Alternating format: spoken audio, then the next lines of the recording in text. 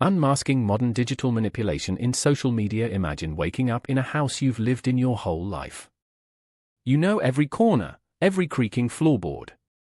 The walls are familiar. The window shows a sky you've seen 1,000 times. You get dressed, eat breakfast, and start your day believing you are free. But what if that house wasn't yours? What if someone else built it? Chose the furniture. Decided what books would sit on the shelf. Designed the window to show you only one version of the sky. What if every decision you thought was yours was actually a performance on a stage you didn't even know existed? That's the internet. And more specifically, social media. In the last 20 years, we've traded physical borders for digital ones. Our identities, once sculpted slowly by culture, community, and reflection, are now molded by algorithms that learn not just what we do, but who we are. What we fear. What we desire. What we'll fight for. And what we'll silently accept. You are not holding your phone. It's holding you. The scroll feels like freedom, but it's a cage. The likes feel like approval, but they're bait. The feed feels like choice, but it's been fed to you, meticulously, piece by piece, by a system designed to manipulate your perception of reality. Every tap, swipe, and pause trains the system to know you better than you know yourself. But here's the real twist: it doesn't just know you. It shapes you. Your beliefs. Your politics.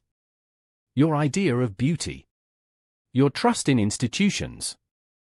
Your relationships. Your self-worth. These platforms, cloaked in convenience and connection, are not neutral tools. They are ideological battlegrounds.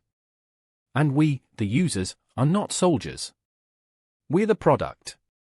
Behind the pleasant interfaces and curated content lies a sophisticated machinery of persuasion, born from psychology, perfected by capitalism, and sharpened by surveillance.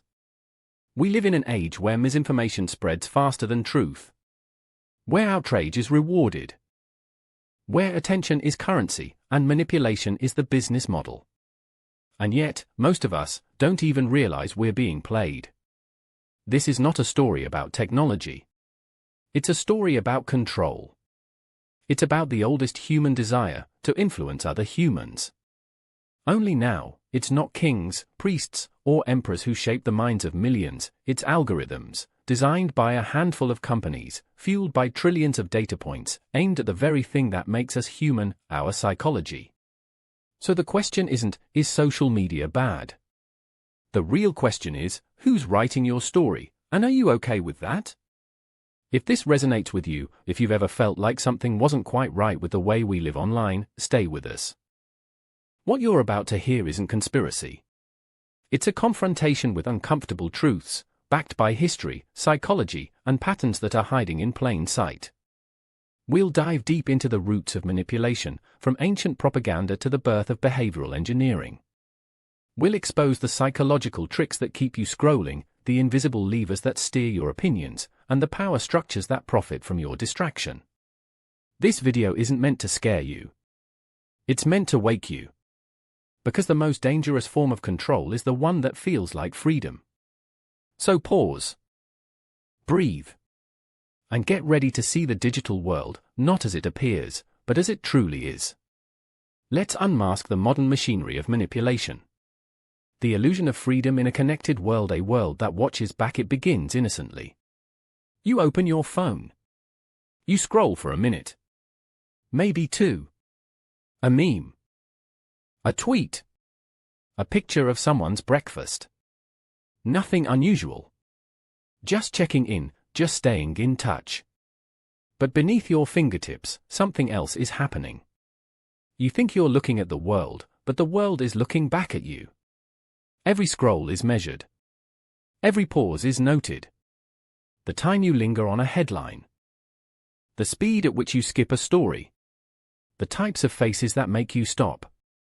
And all of it is recorded, silently, invisibly, by systems you'll never meet. Systems that were never designed for your freedom. Systems that evolved not to inform you, but to study you. Because in this world, information is not neutral. It is bait. And you are not a user. You are a subject of observation. We once feared surveillance would come with cameras on every street corner and secret agents whispering in phone booths. But we were wrong. It came in the form of convenience. A world where we willingly carry the surveillance device in our own pocket. Where we confess our desires in search bars. Where we broadcast our faces, our meals, our moods, for connection, for engagement, for likes. This is not Orwell's nightmare of force. It's Huxley's vision of voluntary submission. A world where we are not forced to obey, but seduced into compliance by endless entertainment, distraction, and vanity. We don't need chains. We need validation. And in that need, we gave away everything. The illusion is powerful. We believe we are in control. That the screen is a tool. That we're choosing what to see, who to follow, what to believe. But choice without awareness is not freedom. It is manipulation disguised as autonomy. Ask yourself, have you ever scrolled endlessly, not because you wanted to, but because you couldn't stop? Have you ever felt a sense of emptiness after consuming hours of content, only to feel the need to return the next day? Have you noticed that the longer you stay online, the more fragmented your attention becomes, the more uncertain your beliefs feel, the more polarized your world looks? That's not accidental. That's by design. Social media was not built to connect us. It was built to harvest us. Harvest our attention, our opinions, our emotions, and eventually, our behavior. You are not browsing the internet. The internet is browsing you. It's a mirror that only reflects back what you already believe, until your reflection becomes a prison. One carefully designed by engineers and psychologists who understand your brain better than you do. And what they understand most is that the feeling of freedom is far more powerful than freedom itself. You don't notice the trap when the bars are made of pleasure. You don't resist when the cage is comfortable. You don't rebel when you're distracted. This is the genius of modern control. It does not demand. It suggests. It does not censor. It curates. It does not chain. It guides. And all the while, you think you're making choices, when in fact, your choices have already been made for you. You're not the customer. You're the product.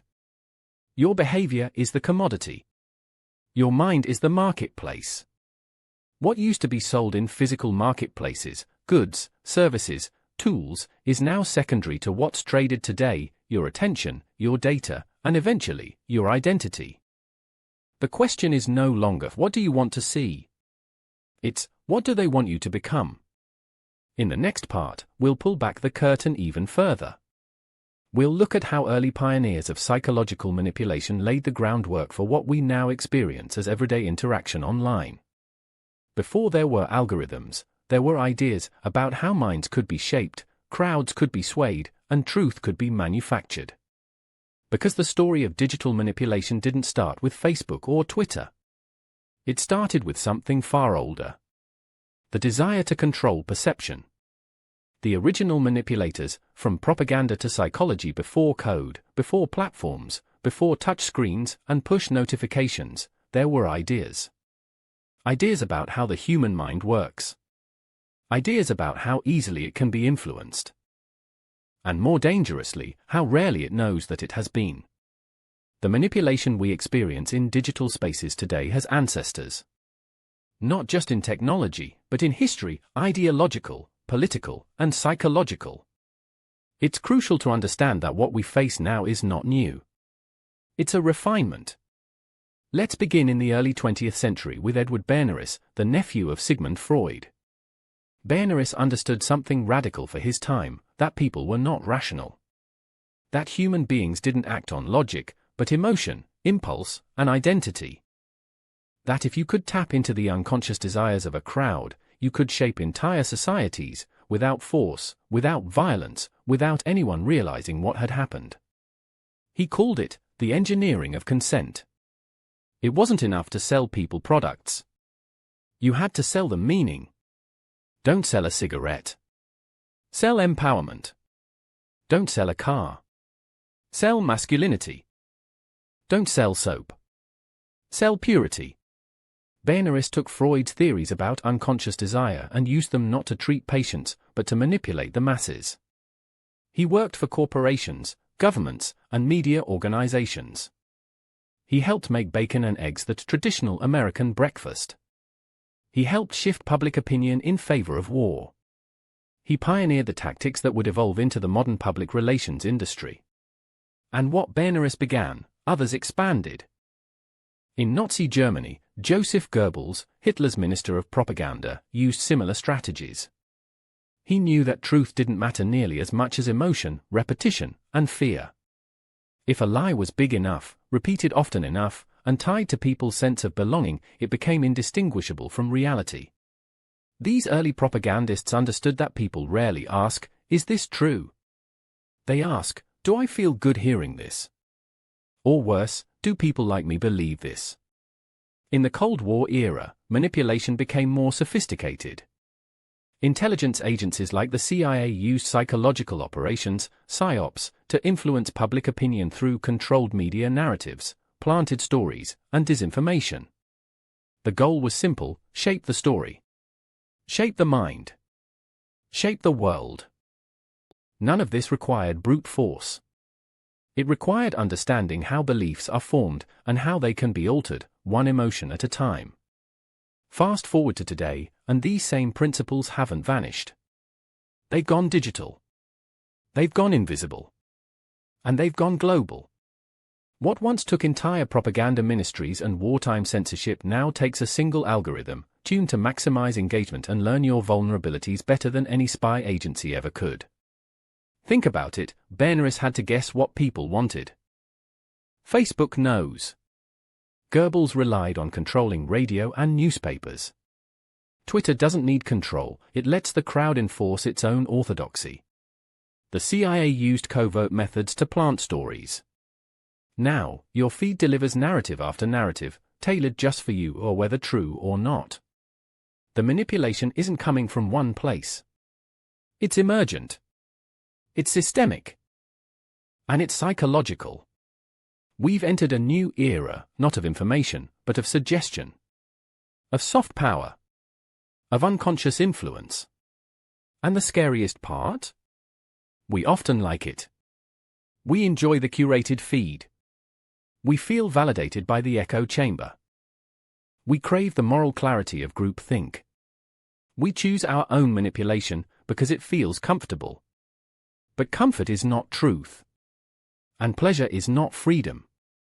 In today's world, the most successful manipulation doesn't look like control. It looks like connection. Like entertainment. Like belonging. But underneath it all is the same ancient strategy: tell people what they want to hear, until they stop questioning what's real. In the next part, we'll explore how the digital landscape became a behavior-shaping machine, not just recording what you do, but subtly training you to think in certain patterns, believe certain narratives, and fear stepping outside the norm. Because in the war for attention, the battlefield isn't the screen. It's your mind. The feedback loop: how social media trains your beliefs. You think you're browsing freely, exploring ideas, discovering truth. But what if the feed isn't reflecting the world at all? What if it's only reflecting you? At first, this seems harmless, even helpful. After all, if platforms can tailor content to your tastes, shouldn't that make life more efficient? More enjoyable? But here's the hidden cost: the more your digital environment adapts to your preferences, the smaller your world becomes. This is the feedback loop. You express an interest, consciously or not, and the algorithm takes note. It offers more of the same. You click. It learns. It shows you more. Again and again. Until what began as a curiosity becomes a belief, and a belief becomes an identity, not because it's true, but because it's familiar. This isn't exposure. It's indoctrination, slow, pleasant, and unnoticeable. At its core, this loop leverages a simple truth of human psychology: we are drawn to confirmation, not contradiction. We seek out what makes us feel correct, not what challenges us. And platforms, optimizing for engagement above all else, learn that agreement keeps you scrolling, while doubt sends you away. So they give you what you already believe, over and over, until you forget there was ever another side. In psychological terms, this is confirmation bias amplified by machine learning. But it goes deeper. The feedback loop doesn't just serve content, it reshapes cognition. It trains you. You stop asking, "Is this true?" and instead start asking, "Does this sound like me?" Because what matters in the loop isn't accuracy. It's identity alignment. And once the algorithm knows your identity markers, political leanings, fears, values, cultural tastes, it can anticipate what you want to feel. Not learn. Feel. Social media, then, becomes less about reality and more about a synthetic mirror, a reality distortion field built to reflect your emotional truth, not the truth. But the loop doesn't stop with content. It reaches into your behavior. How often have you seen a post and thought, "I should say something," but didn't because you feared backlash from your own tribe? Or felt a surge of pleasure when a comment you made was validated with hundreds of likes, hearts, retweets? That's not just feedback. That's conditioning. You are being trained, every day, to think in ways that will be rewarded. To silence doubts that won't be. To flatten your complexity into something digestible by a machine. And when everyone around you is undergoing the same training, society shifts, not toward truth, but toward consensus. Not informed consensus. Algorithmic consensus. The loop becomes a cage. Not because it forces you to stay, but because it makes you comfortable staying. Ask yourself, when was the last time you changed your mind because of something you saw online? Not got angry. Not got defensive. But genuinely reconsidered something? Chances are, it's rare. Not because you lack openness, but because the system isn't designed to expose you to nuance. Nuance doesn't go viral. Certainty does. Outrage does. Tribalism does. The feedback loop doesn't care if you're correct. It cares if you're predictable. And the more predictable you become, the more valuable you are, not as a thinker, but as a target. Advertisers can sell to you. Politicians can mobilize you. Movements can recruit you.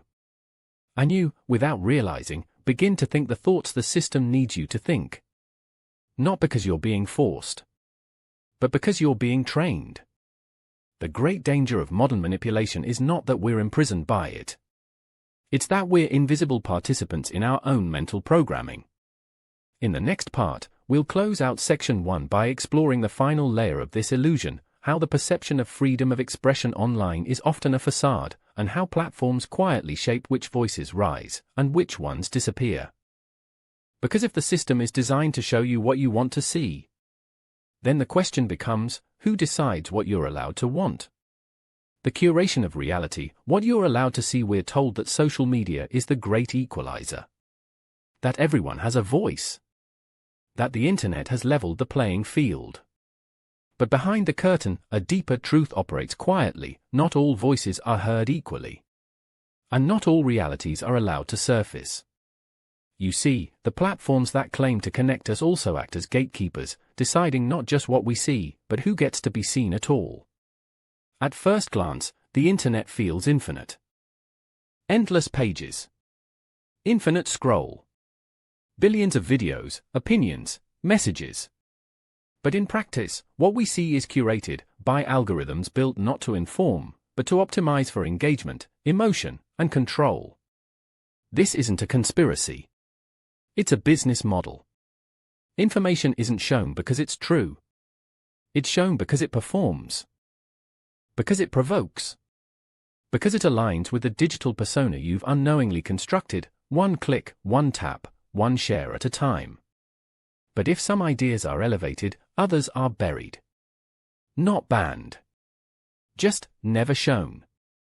Silenced not by censorship, but by neglect. The modern suppression of information doesn't require book burnings or bans. It simply needs a filter, quietly deciding, this post goes viral. That one stays invisible. Ask yourself, When was the last time you encountered an idea that was well written, thoughtful, respectful, and never took off? You might have scrolled past it. The algorithm did, too. Because complexity doesn't trend. Extreme simplicity does. Emotion does. Tribal loyalty does. And what's buried isn't just boring content. It's dissent. It's nuance. It's perspectives that challenge the dominant narrative of your bubble. It's not hard censorship, it's soft power. You don't notice what's missing because you were never shown it in the first place. That's the genius of modern control. It doesn't silence. It distracts. It overwhelms. It drowns truth in a sea of noise. Meanwhile, voices that conform to the algorithmic mold, those that provoke outrage, division, or echo dominant emotional tones, are amplified. Not because someone believes in them, but because they're profitable. And make no mistake, this isn't random. Social media companies are not neutral spaces. They are ideological environments, shaped by the cultures, biases, and agendas of those who build and maintain them. Every algorithm is an opinion embedded in code. Every moderation rule is a judgment made by someone, somewhere. Every trending topic is the result of a system that decided what matters today and what does not. You think you're seeing the world. You're seeing a version of the world, crafted by machines, refined by profit motives, and protected by plausible deniability. This isn't a glitch in the system. It is the system. And over time, this curated exposure shapes your beliefs, not directly, but subtly. It creates an illusion of consensus. It makes you believe that certain truths are obvious, mainstream, or undisputed, when in fact, they've just been repeated more often and presented more prominently. This is not just curation. It's conditioning. It's the illusion of a free marketplace of ideas, where some vendors are given a megaphone, and others are hidden behind locked doors. And here's the darkest part, we don't resist it. We trust it. We assume that what rises to the top must be what matters. That what gets buried must not be important. We mistake visibility for value, and invisibility for irrelevance. So ask yourself this, if everything you see is chosen for you, and everything you believe is shaped by what you see, then who are you, really? Are you the author of your worldview? Or just the audience? In the next section, we begin peeling back the algorithmic layers to expose the exact psychological mechanisms these platforms use to not just observe you, but to shape your behavior over time. Because the internet is no longer a tool.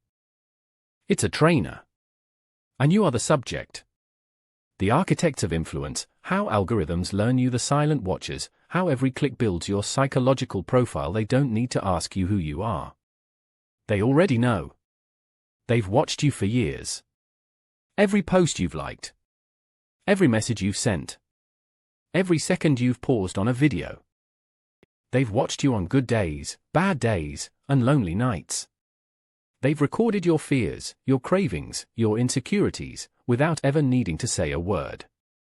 And you agreed to it. With a tap. A smile. A scroll. We often think of social media algorithms as recommendation engines. Tools designed to help us discover. But that's not quite right. They're not just helping you find content. They're helping content find you. Because the truth is far darker, these systems don't just respond to your behavior. They anticipate it. They shape it. Welcome to the world of predictive profiling.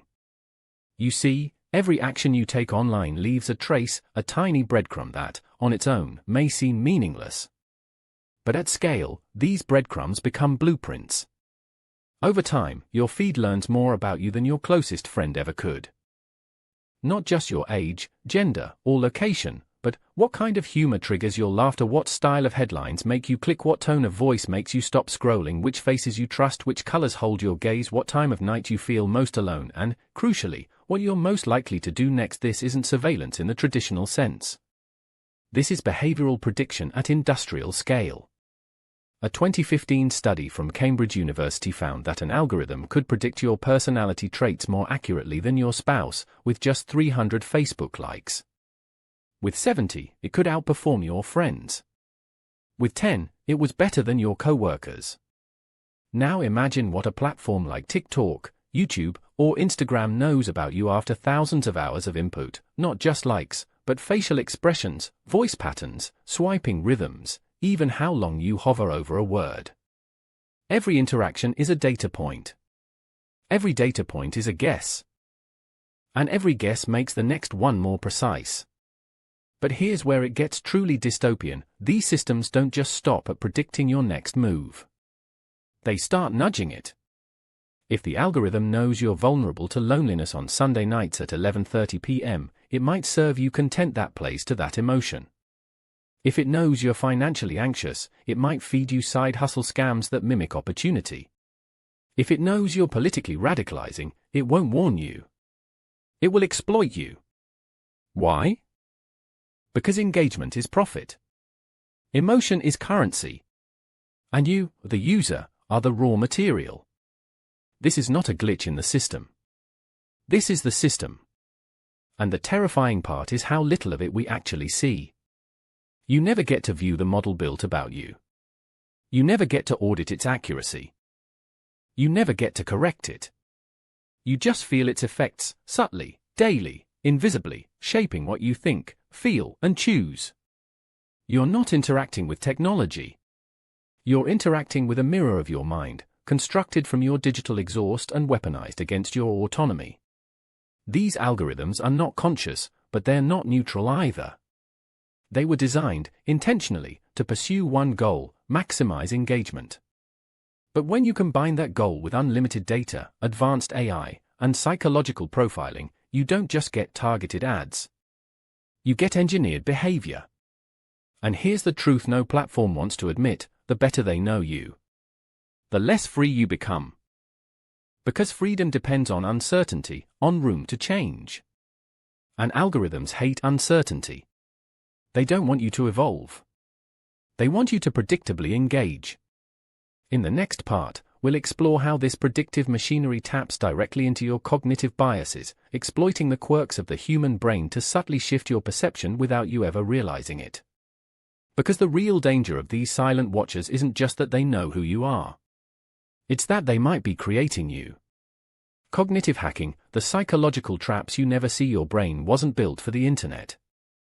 It evolved in a world of scarcity, danger, and tribal survival. It was shaped to make fast decisions, form quick judgments, and detect threats, even when they weren't really there. And now, those ancient instincts are being used against you. This is cognitive hacking, the subtle, scientific art of exploiting human psychological vulnerabilities using data, design, and machine learning. The platforms don't need to lie to you. They just need to know how your brain works better than you do. And they do. Take the negativity bias, for example. Humans are naturally more sensitive to threats than rewards. You'll notice an insult faster than a compliment. You'll remember a failure more vividly than a win.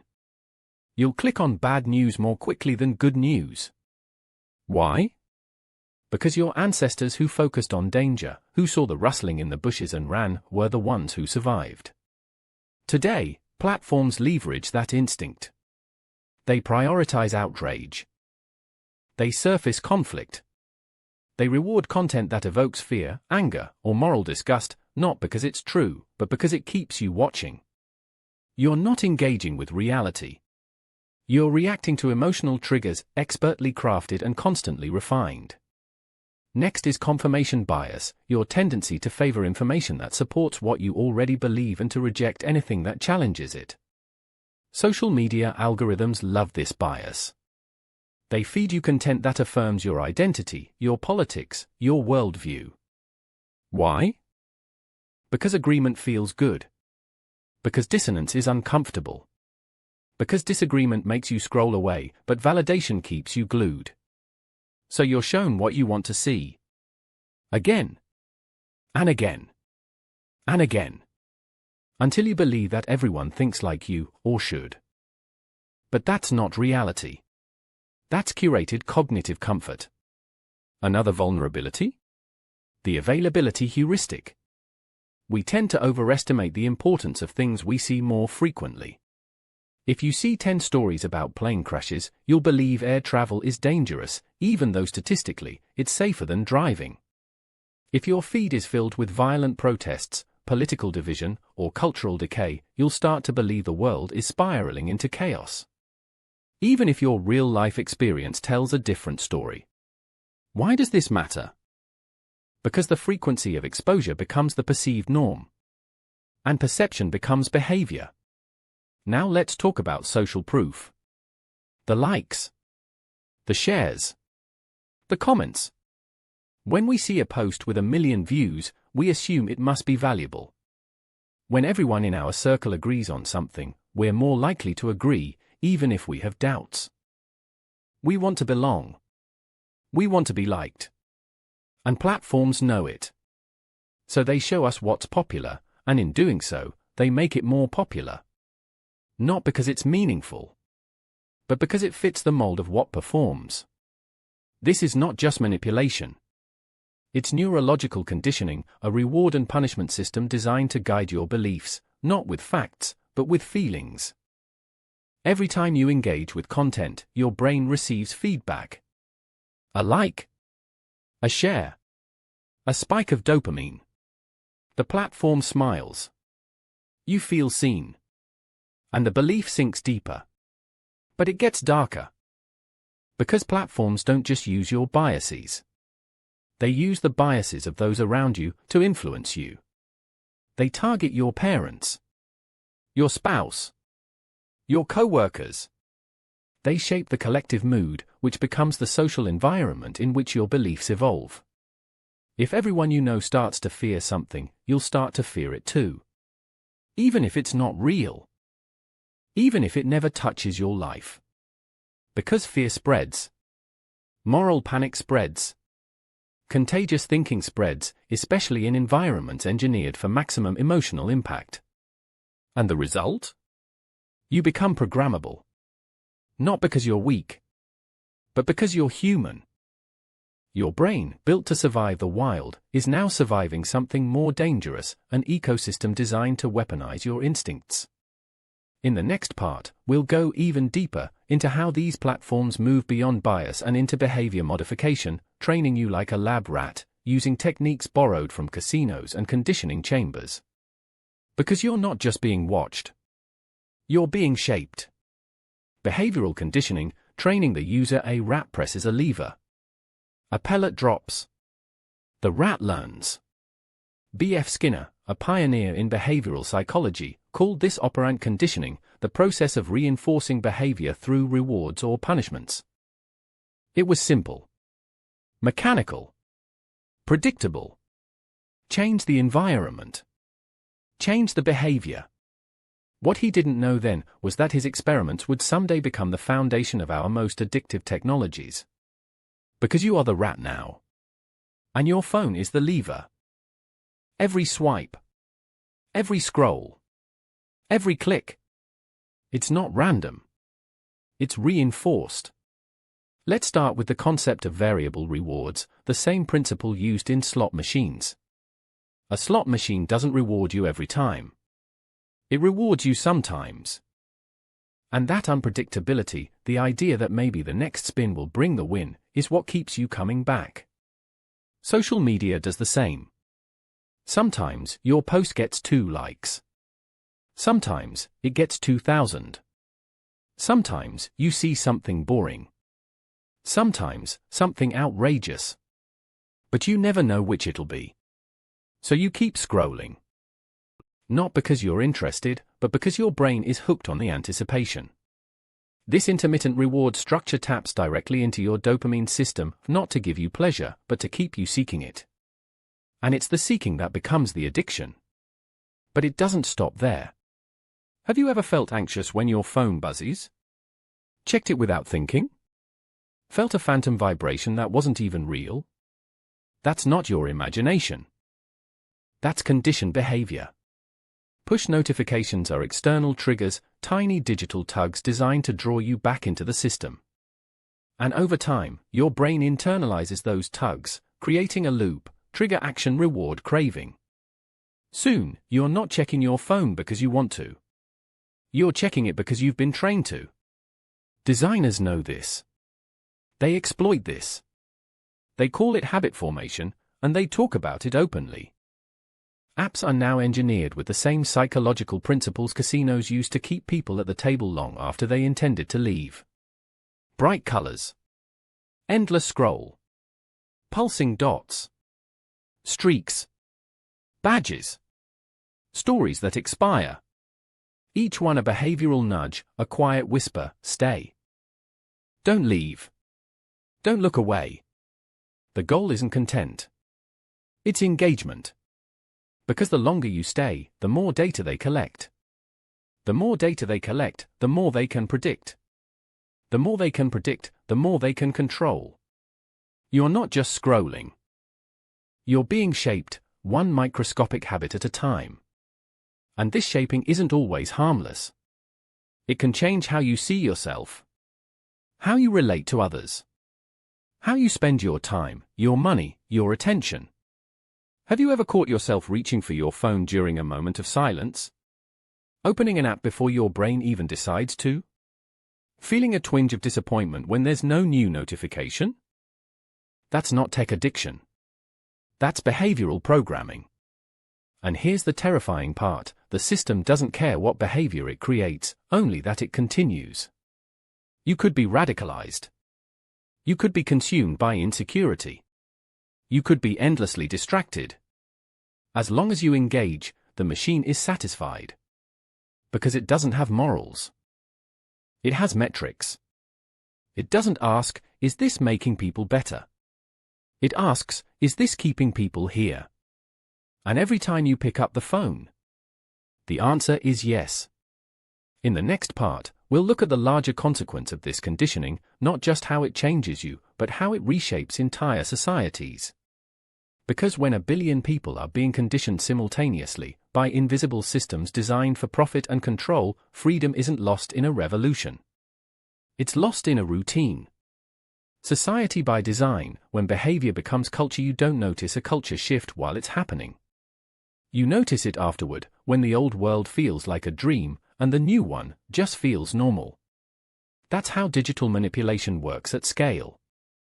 Not as a sudden takeover, but as a slow, behavioral redesign of humanity itself, one notification, one habit, one belief at a time. What begins as personal preference becomes collective behavior. What starts as a harmless swipe becomes a societal blueprint. And before long, we aren't just being shaped individually. We're being shaped together, in predictable, measurable, and deeply manipulated ways. Look around. Everywhere you turn, people are heads down, faces lit by their phones. Conversations are punctuated by scrolling. Meals are interrupted by buzzies. Thoughts are replaced with memes. Reactions are reduced to emojis. Silence has become suspicious. Stillness feels unbearable. We have become a culture of compulsive engagement, not because we're weak, but because the tools were engineered to bypass resistance. This is no longer a question of technology. It's a question of environmental design. The same way urban planners influence behavior through architecture, wide sidewalks to encourage walking, benches placed near storefronts to increase dwell time, digital architects have shaped the online environment to manufacture behaviors that never feel artificial. They've designed timelines to promote urgency. They've shaped platforms to reward controversy. They've created economies around visibility. And they've blurred the line between personal identity and public performance. What does that mean? It means we no longer act based on inner truth. We act based on how our behavior will be perceived online. We curate our thoughts. We edit our expressions. We perform our personalities for algorithms and for followers. Not out of malice. Out of conditioning. This is behavioral conformity, but not in the old sense of obeying authority. This is algorithmic conformity, where we align ourselves to what gets seen, liked, rewarded. And the result? A culture where authenticity is filtered. Where nuance is punished. Where moral outrage becomes currency. Where attention is the ultimate status symbol.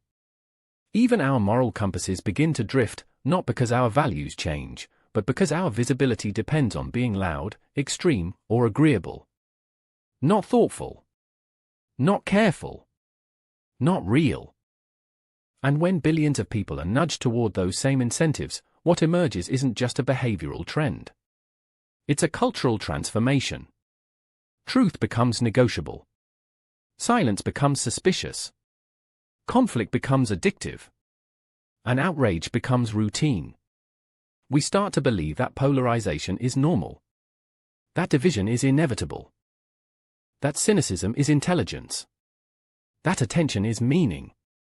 But none of these are organic. They are designed outcomes, refined over time by feedback loops that reward behaviors which best serve the system, not the individual. Because remember, the system doesn't care about truth. It cares about traction. It doesn't need consensus. It needs conflict. And slowly, a strange paradox forms: we become more connected, yet more isolated. More informed, yet more confused. More expressive, yet less ourselves. Because culture isn't just what we create. It's what we allow ourselves to believe. And when every belief is shaped by an invisible machine with a profit motive, we lose something sacred, our ability to construct meaning on our own terms. This is the final consequence of digital manipulation at scale. Not just behavior change. Not just thought shaping. But culture engineering. Not with speeches or slogans. But with silent nudges. Invisible systems. Endless data. And perfectly timed dopamine. In the next section, we'll explore how this culture of manipulation gives rise to a new kind of propaganda, not from the state, but from the crowd. And not to suppress, but to steer. Because the battlefield is no longer the mind alone. It's the collective psyche. And someone is pulling the strings. Hijacking the pleasure system. There was a time when pleasure was simple. A warm meal. A deep laugh. A moment of connection. Pleasure used to be earned, the byproduct of effort, surprise, and unpredictability. But not anymore. Now, pleasure is engineered. Measured. Monetized. And turned against you. It lives in the glow of your screen. In the buzz of a notification. In the brief satisfaction of a like, a share, a heart. All of it designed to feel good, just long enough to keep you coming back. But not long enough to make you stop. This is not random. This is neuroscience deployed as a business model. At the center of this system is dopamine, a neurotransmitter often misunderstood as the pleasure chemical. But that's not quite right. Dopamine isn't about feeling good. It's about wanting. It's the spark of anticipation. The internal whisper that says, something rewarding is just ahead. And modern platforms know exactly how to light that spark. Not once. But over and over again. Because they're not competing for your time. They're competing for your cravings. In the 1950s, researchers discovered that rats would press levers thousands of times to stimulate dopamine production in their brains, ignoring food, rest, even sleep. They didn't care about the reward. They cared about the promise of reward. That's what social media is, an endless loop of maybe. Maybe this post will go viral. Maybe this video will blow up. Maybe you'll get a message from someone new. Maybe your crush saw your story. Maybe your tweet will spark a movement. You don't know. And that's the point. The uncertainty increases the dopamine release, turning what should be a tool into a trap. Not a pleasure machine. A desire machine. One that always leaves you wanting more, because the reward is never quite enough. Because the reward isn't the goal. The anticipation is. And it's not just about what you do, it's about how you feel while doing it. Fast. Compelled. Restless. Numb. That numbness isn't boredom. It's neurological fatigue, the result of overstimulating your pleasure system without rest, depth, or meaning. You scroll past hundreds of faces, headlines, opinions, jokes, tragedies, ads, and outrages. And yet somehow, you feel empty. You feel less. Because dopamine is no longer a natural part of life. It's being harvested in concentrated, hyperstimulated doses. And the more you indulge it, the more desensitized you become. This is what addiction looks like in the digital age, not needles. Not pills. But frictionless interfaces and perfectly tuned algorithms. You never hit rock bottom.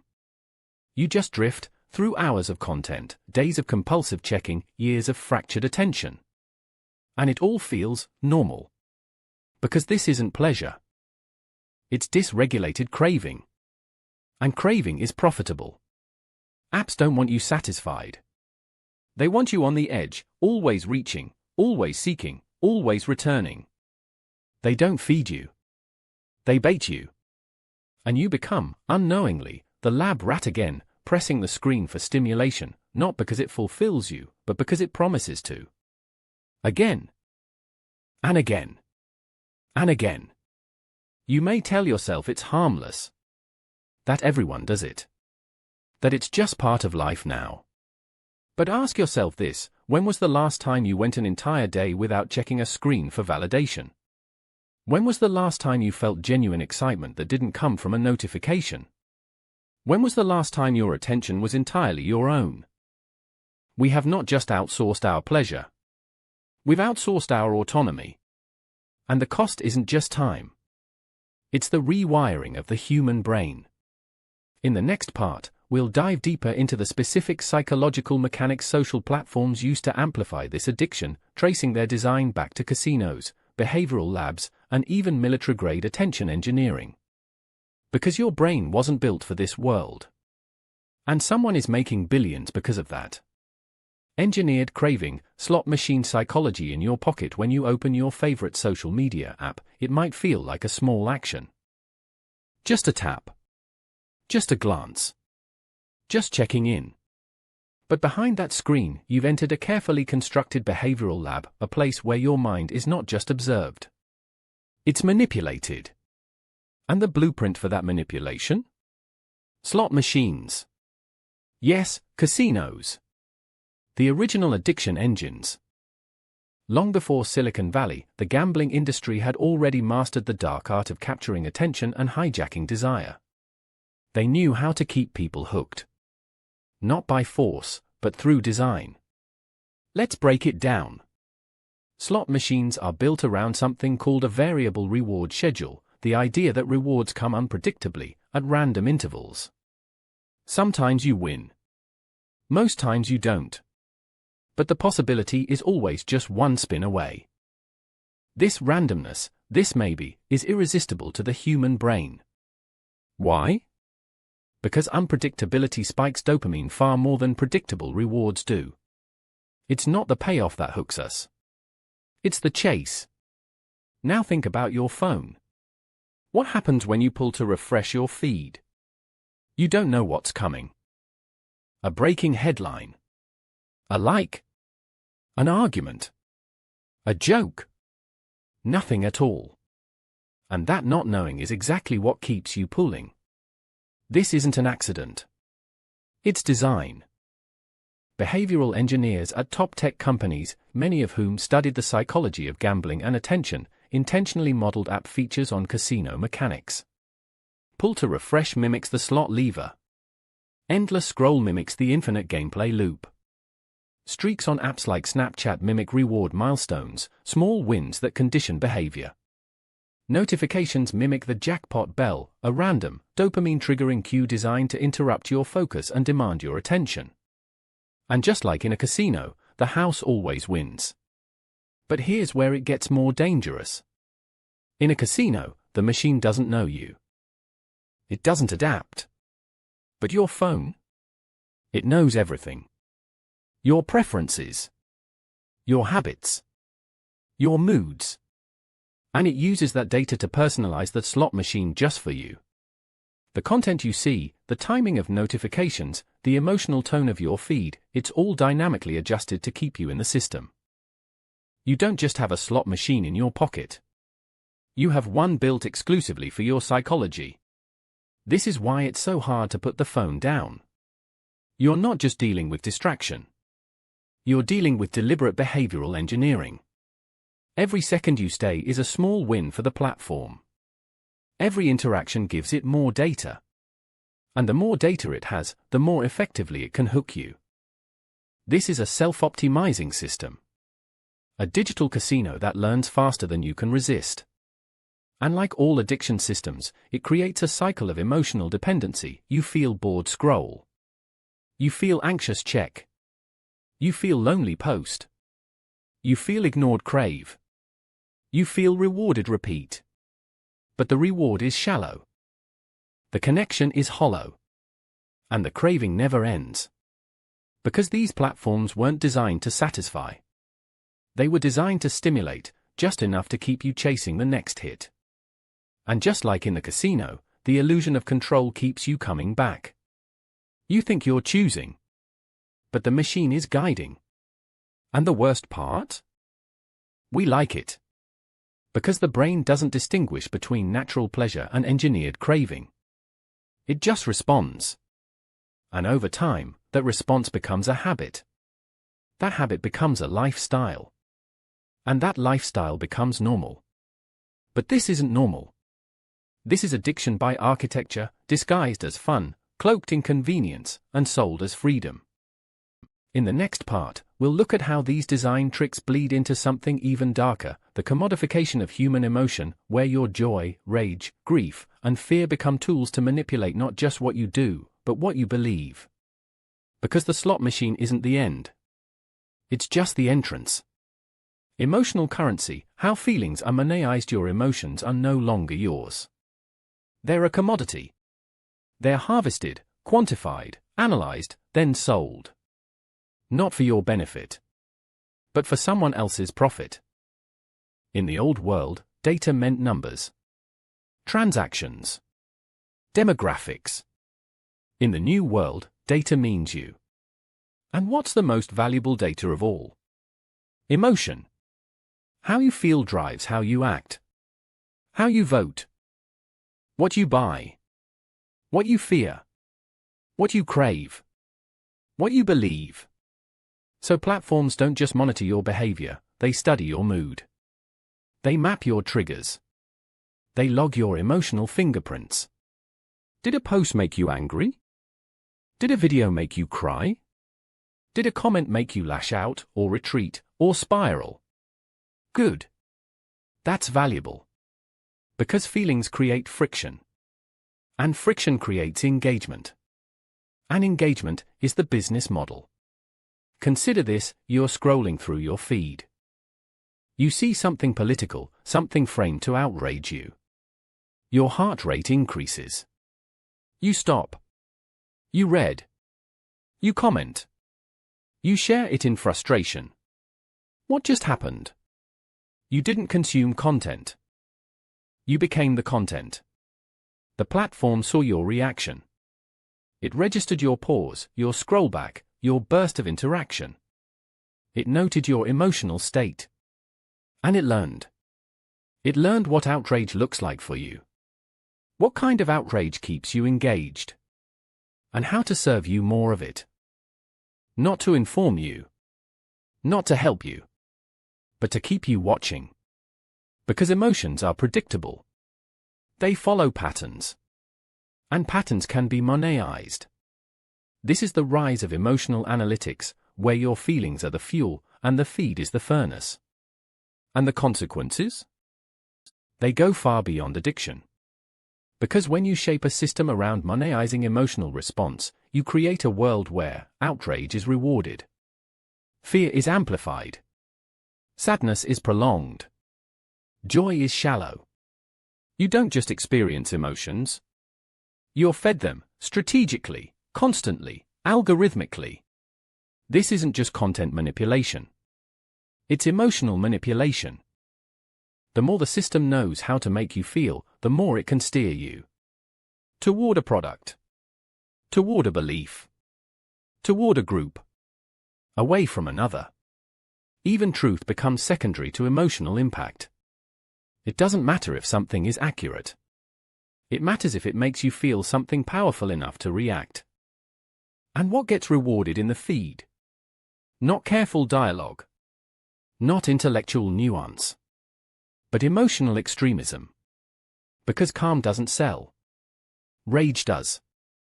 Controversy does. Division does.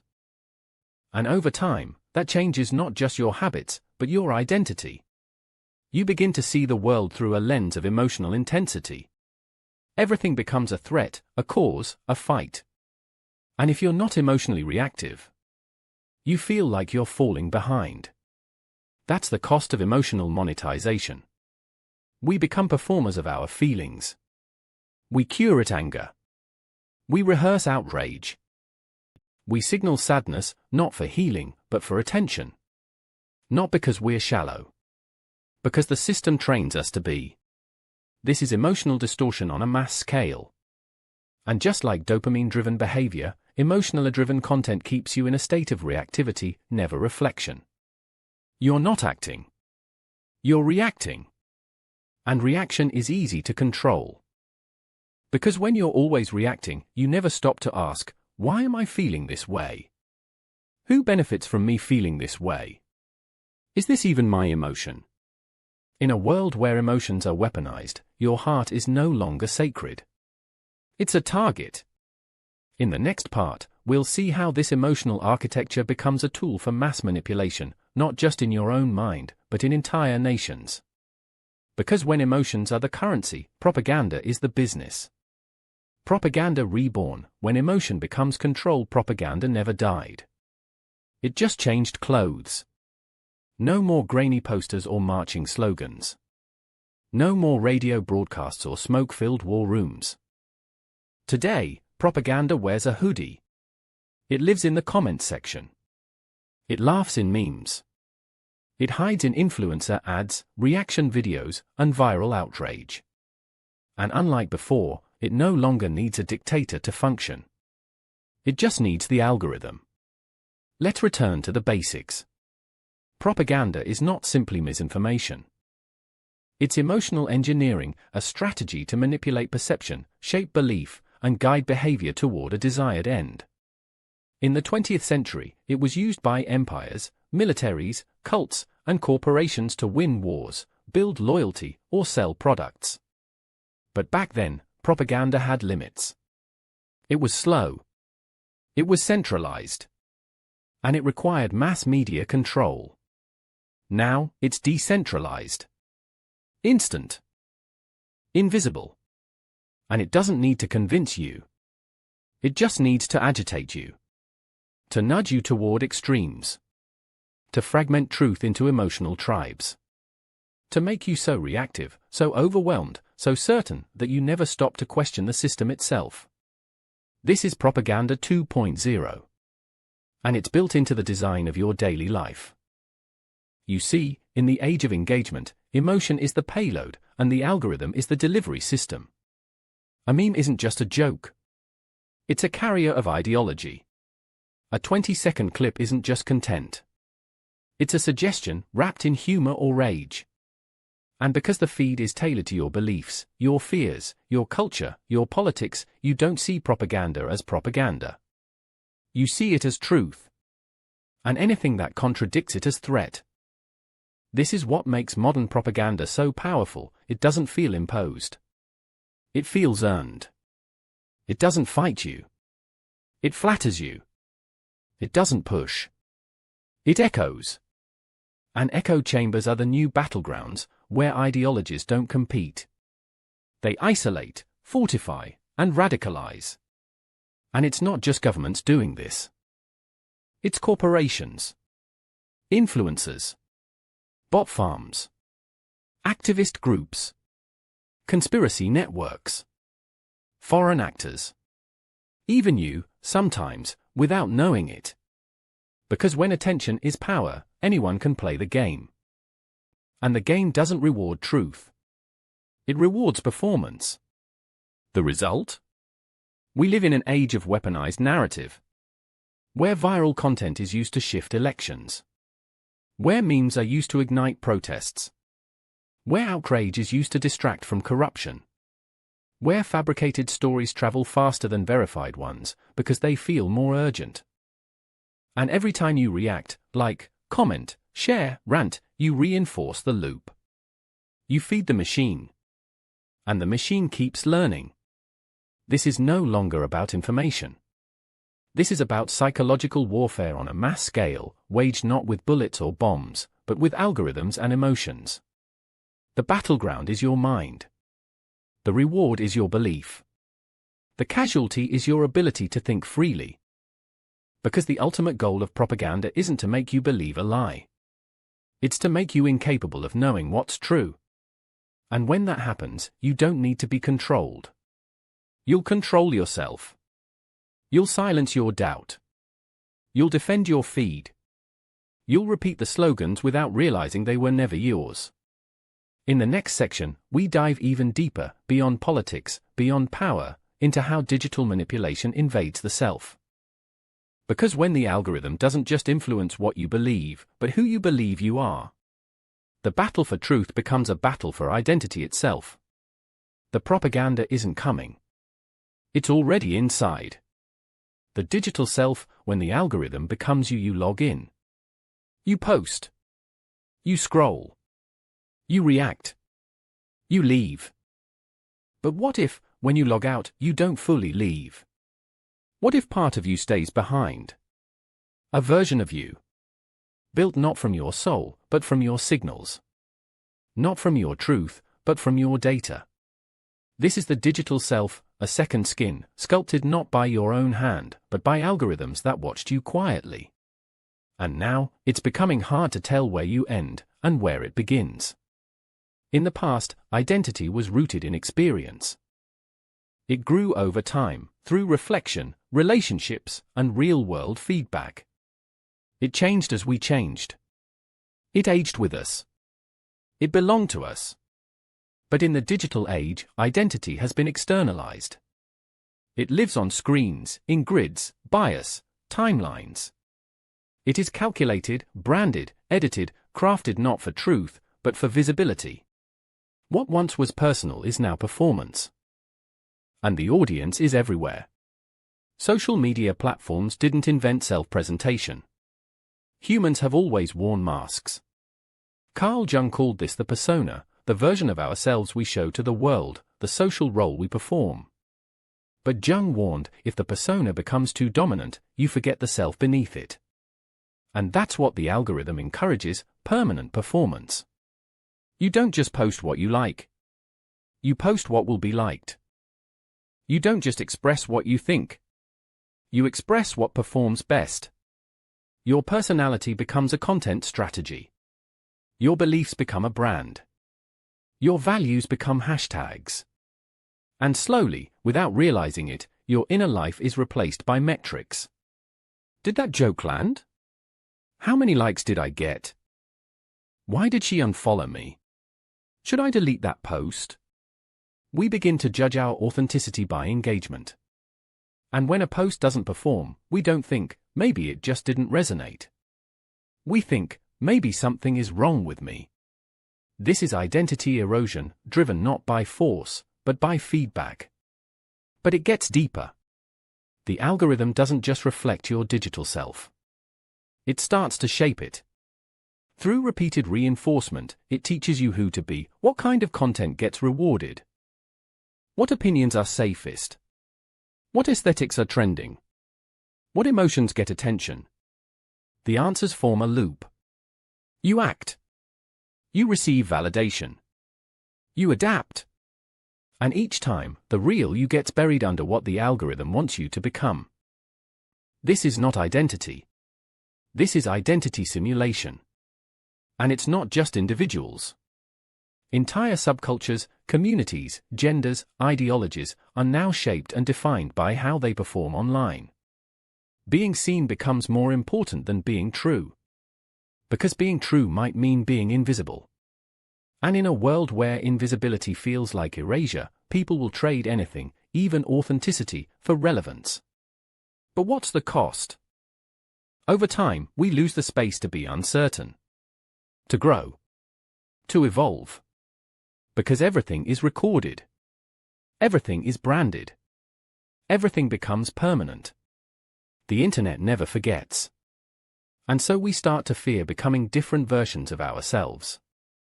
We become frozen, trapped in the persona the feed reinforced. And when that persona breaks, when the performance falters, we don't know who we are underneath. We've outsourced identity to a machine. And now, it speaks louder than our own inner voice. This is the new frontier of manipulation, not just shaping what you see, but shaping what you believe about yourself.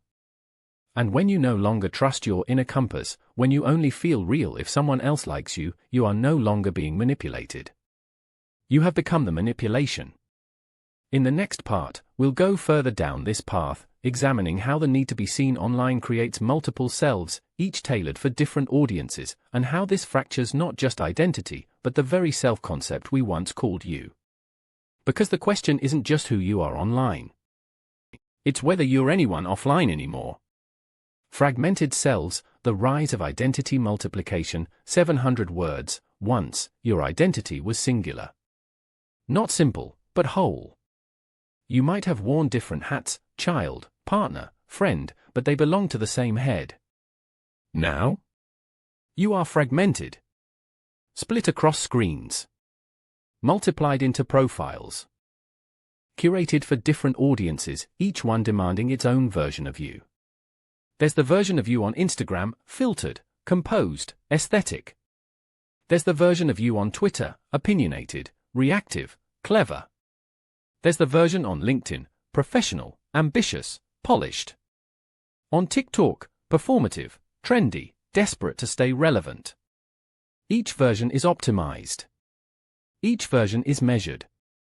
Each version is partial. And none of them are whole. This isn't identity. This is identity management. A never-ending audition for validation. You morph based on what platform you're on, who's watching, what's trending. You say what gets traction. You hide what doesn't. And in the process, the true self, the uncurated, contradictory, evolving self, becomes a liability. Because it doesn't fit in the box. It doesn't perform well. It doesn't convert. We once feared artificial intelligence replacing us. But in a quiet irony, we've become the AI, constantly optimizing our outputs for external approval. We code ourselves emotionally, intellectually, aesthetically. Not for depth, but for clickability.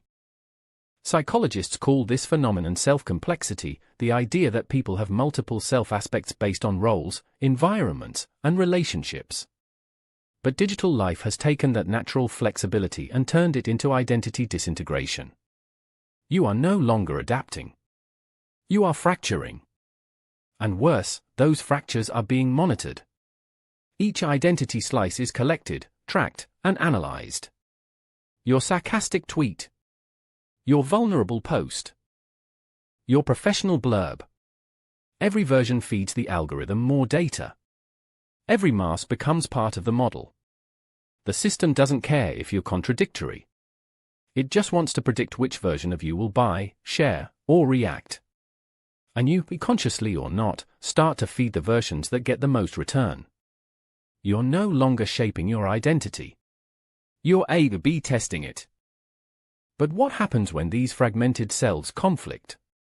When the version of you that thrives on one platform contradicts the version on another? When your values in private no longer match your voice in public? When the pressure to remain consistent across all platforms becomes impossible? You begin to feel inauthentic, alienated, disconnected. You question who you really are. And then you stop questioning. Because there's no time. No space. The feed moves on. And you have to keep up. This is identity fatigue, a psychological exhaustion from managing too many selves in a world that demands constant expression. You don't just perform. You burn out. Not from doing too much, but from being too many. The tragedy is, you were never meant to be legible to algorithms. You were never meant to be one-dimensional, brandiable, marketable. You were meant to be messy, contradictory, human. But the system doesn't reward humanity. It rewards consistency, engagement, predictability. So we chisel ourselves down. We trim the rough edges. We silence the strange, the subtle, the sacred. Not because we want to, but because the digital environment makes it easier to perform than to be. And what's lost in the process? Depth, intimacy, growth. Because growth means change. And change is punished in a world that demands algorithmic consistency. So we become trapped in our own personas, prisoners of the very masks we built. And sometimes, when the applause dies down, when the likes stop coming, when the performance falters, we are left asking, if I stopped posting tomorrow, would I still know who I am? In the next part, we'll explore how this identity multiplication leads to dependence on digital validation, where self-worth becomes a number, and how platforms weaponize the dependence to increase control, one dopamine drip at a time. Because when every version of you is built for others, what happens to the self when no one is watching? Validation loops, when worth becomes a number. You post a photo. You wait. A few likes come in. A heart from a stranger. A comment from someone you wanted to impress. Your chest tightens, not with anxiety, but with anticipation.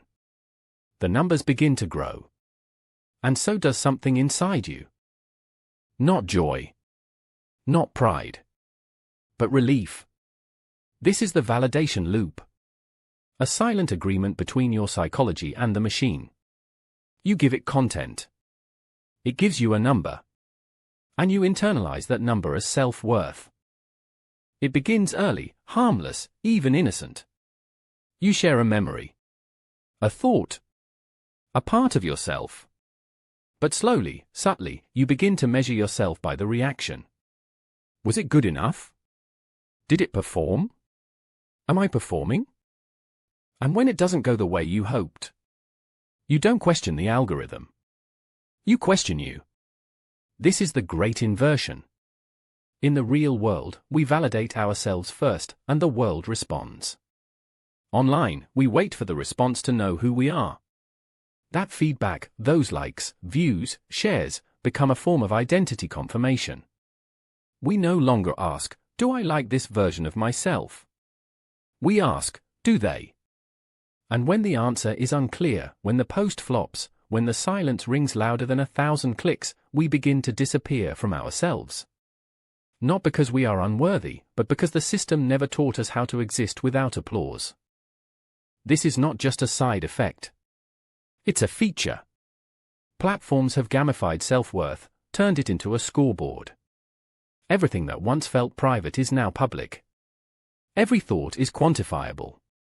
Every image is judged. Every post is a test. And in a system like that, we begin to chase predictable feelings over authentic ones. We post what performs. We think what trends. We say what's safest. Because being ignored feels like erasure. And being wrong feels like exile. The result? A society of highly visible people who feel deeply unseen. And then comes the addiction. Not to attention, but to validation. You check your phone reflexively. You reread your caption to see if it still sounds right. You compare your post to others, looking for the secret ingredient. You feel a wave of disappointment after posting, even when it goes well. Why? Because your sense of worth has become externalized. You no longer experience life and then share it. You share life in hopes of experiencing something through others' reaction. This loop becomes your emotional infrastructure. A spike of likes triggers a dopamine hit. A negative comment triggers a cortisol rush. A view count dictates your mood. A share validates your opinion. And in between the highs and lows, you're left with the emptiness of measurement. The quiet realization that no number will ever be enough. This isn't vanity. It's conditioning. You were taught to quantify your life, to believe that visibility equals value, to confuse attention with love. But love doesn't refresh. Love doesn't track metrics. Love doesn't depend on algorithms. You're not a number. You never were. But you live in a system that wants you to forget that, because people who measure their worth by the feed are people who will never stop feeding it. In the next part, we confront the full cost of this distortion. What happens when your digital identity becomes more real than your physical one? When the avatar outgrows the human? When the self becomes secondary to the screen? Because when the mirror starts looking back at you, you might not recognize who's standing there anymore. When the avatar becomes the master we once stepped online as visitors. We built profiles. We posted pictures. We dipped our toes into the digital sea, then returned to the shore of our real lives. But over time, the roles reversed. We stopped logging on. We started living on. And somewhere along the way, we handed the reins to the avatar. You see it in small ways first. You speak differently online than you do with friends. You smile for the camera, even when you're miserable. You curate your identity, not for authenticity, but for resonance. Over time, the line blurs. The person you present begins to overtake the person you are. The mask becomes more polished than the face behind it. The virtual you becomes more validated than the physical one. And slowly, without intent, the avatar becomes the master. Think about it. Your digital self never sleeps. It never forgets. It's always performing, always available, always being judged. It starts to guide your decisions. Would this make a good post? Will this story get attention? Is this outfit, this meal, this trip, worth sharing? You begin living for content potential. Moments aren't just experienced. They're mined. Filtered. Posted. Rated. And the irony? The more the avatar thrives, the more you begin to fade. Real life becomes a backdrop for content creation. Your lived experiences become mere raw footage. You attend events not to feel, but to prove you were there. You chase happiness not to enjoy it, but to document it. We are no longer documenting our lives. We are rehearsing them. And the self, the fragile, evolving, human self, is exiled to the background. It becomes the assistant, the shadow, the content farm. While the avatar, the digital double, takes the stage. But here's the tragedy: the avatar can never be satisfied. Because it's not alive. It doesn't feel. It doesn't rest. It is hungry. For engagement. For affirmation. For relevance. And it uses you to get it. The real you becomes a maintenance worker, feeding the machine with posts, stories, captions, replies. You become a support system for your own simulation. And eventually, you begin to feel disconnected from yourself. Not because you've changed, but because the gap between who you are and who you perform to be grows too wide to ignore. You may feel this in moments of silence, when there are no screens, no notifications, no applause. In that stillness, something terrifying emerges. You don't know who you are without the avatar. You don't know how to feel without an audience. You don't know how to rest without guilt. You don't know how to simply exist without being seen. And that's the deepest manipulation of all, not that platforms shaped how you behave, but that they rewired how you perceive yourself. Not through violence, not through fear, but through constant attention. So what do you do when the mask becomes more real than the face? You pause. You reflect. You ask, who was I before I had to perform?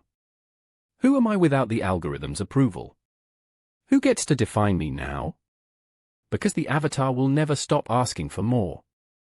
But you don't have to answer. In the next section, we shift our gaze outward. Because this isn't just a personal crisis.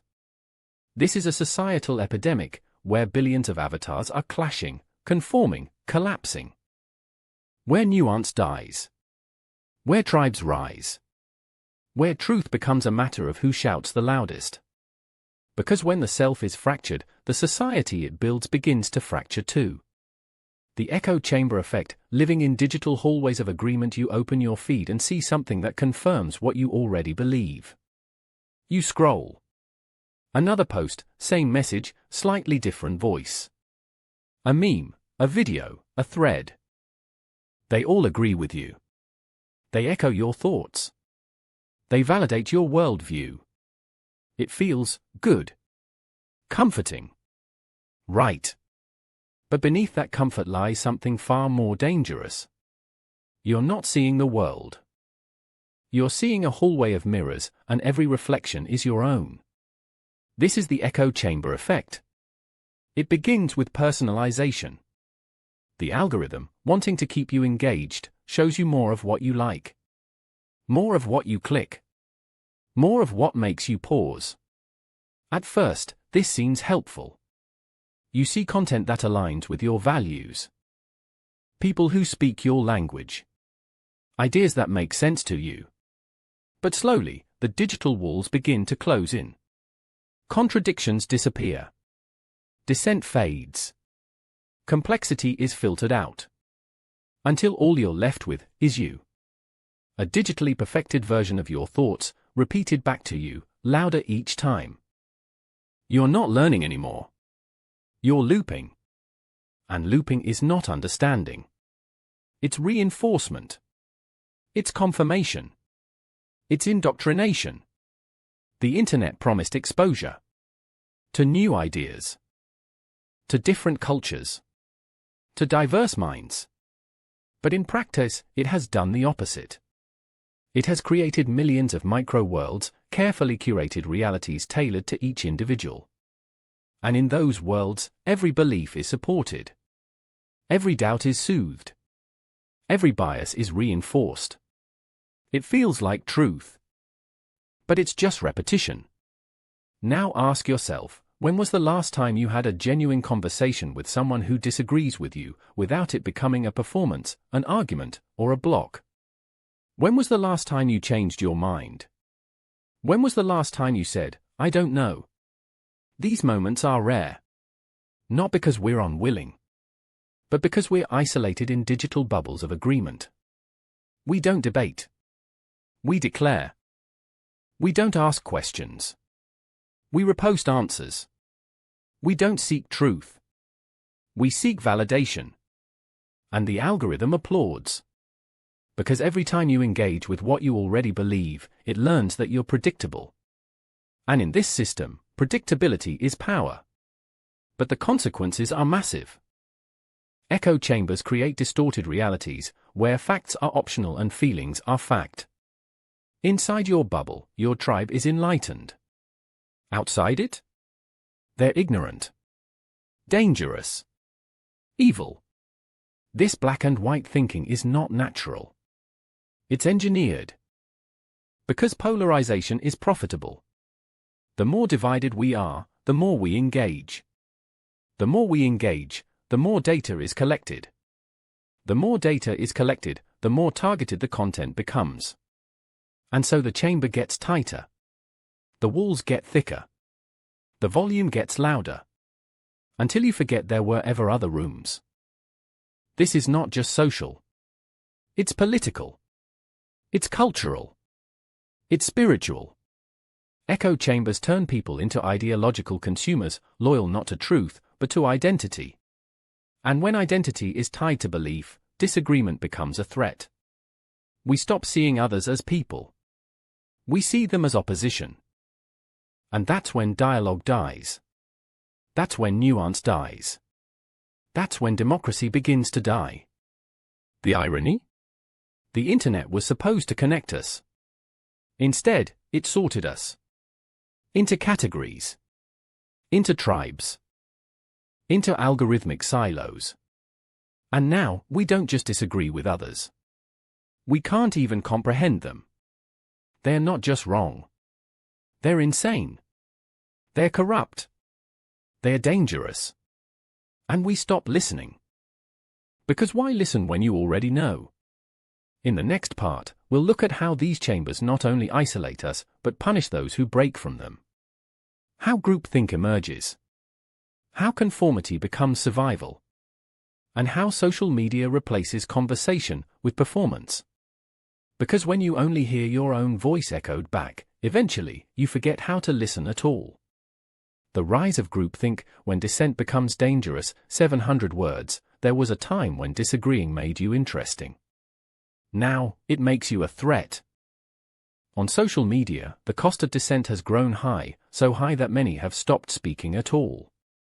Not because they've changed their minds, but because the digital crowd doesn't allow room for doubt.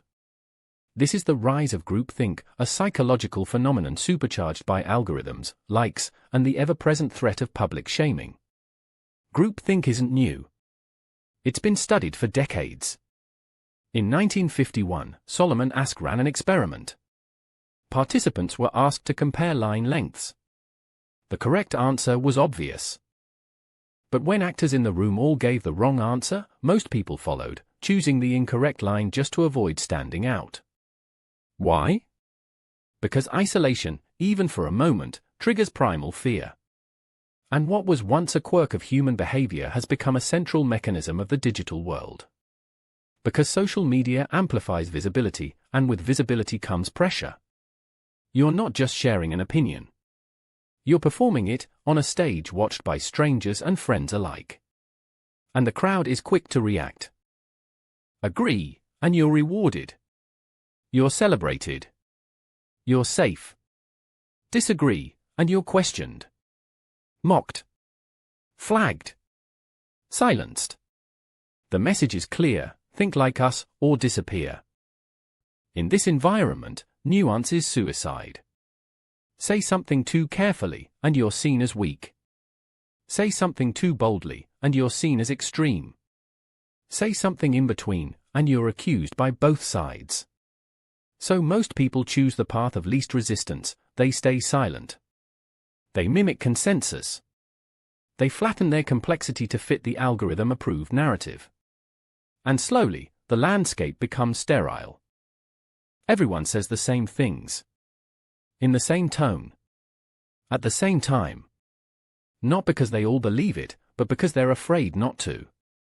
This is how groupthink metastasizes. It doesn't demand belief. It demands submission. It replaces inquiry with ideology. It replaces truth with tribe. And the algorithm fuels it. Because content that aligns with group identity performs better. Because outrage at outsiders drives engagement. Because harmony within the bubble keeps people scrolling. And the result? A collective hallucination where everyone pretends to agree because they think everyone else already does. It's not unity. It's mass self-censorship. But what happens when someone breaks the script? They ask a question. They introduce complexity. They point out a contradiction. The system reacts fast. Not just the algorithm, but the users themselves. The person is unfollowed. Reported. Dogpiled. Framed as a traitor. Not because what they said was wrong, but because it disrupted the illusion of consensus. This is moral totalitarianism by crowd. Not enforced by a dictator, but enforced by each other. And what's lost in this process? Dialogue. Growth. Discovery. We stop learning from people we disagree with. We stop engaging with uncomfortable truths. We stop evolving because the cost of change is too high. And most tragically, we stop being honest. Because honesty in a groupthink environment feels dangerous. Not to the system, but to the self. You question what's safe to say. You second-guess your instincts. You edit yourself in real time until the real you is buried under what's acceptable. Not what's right. Not what's true. Just what won't get you in trouble. This isn't connection.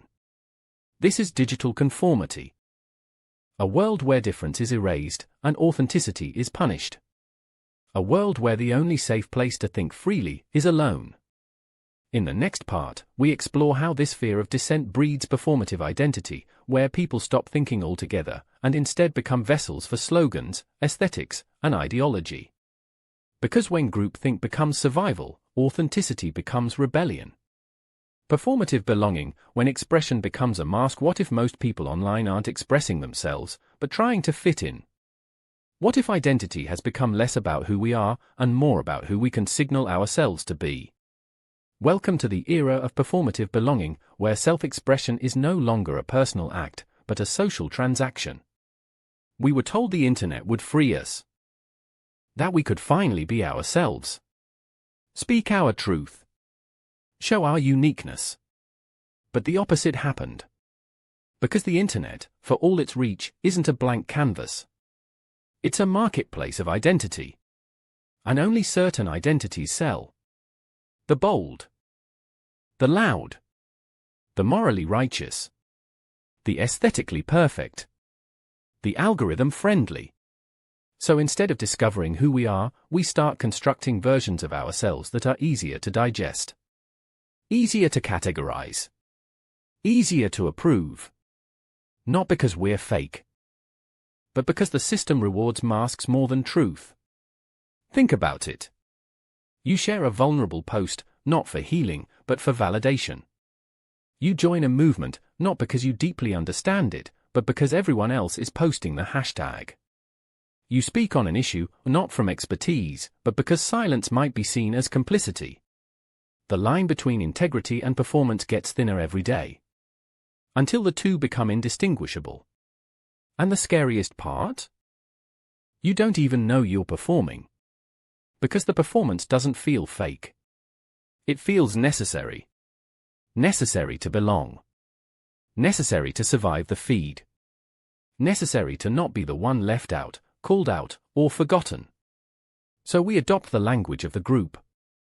We mimic the tone. We repeat the slogans.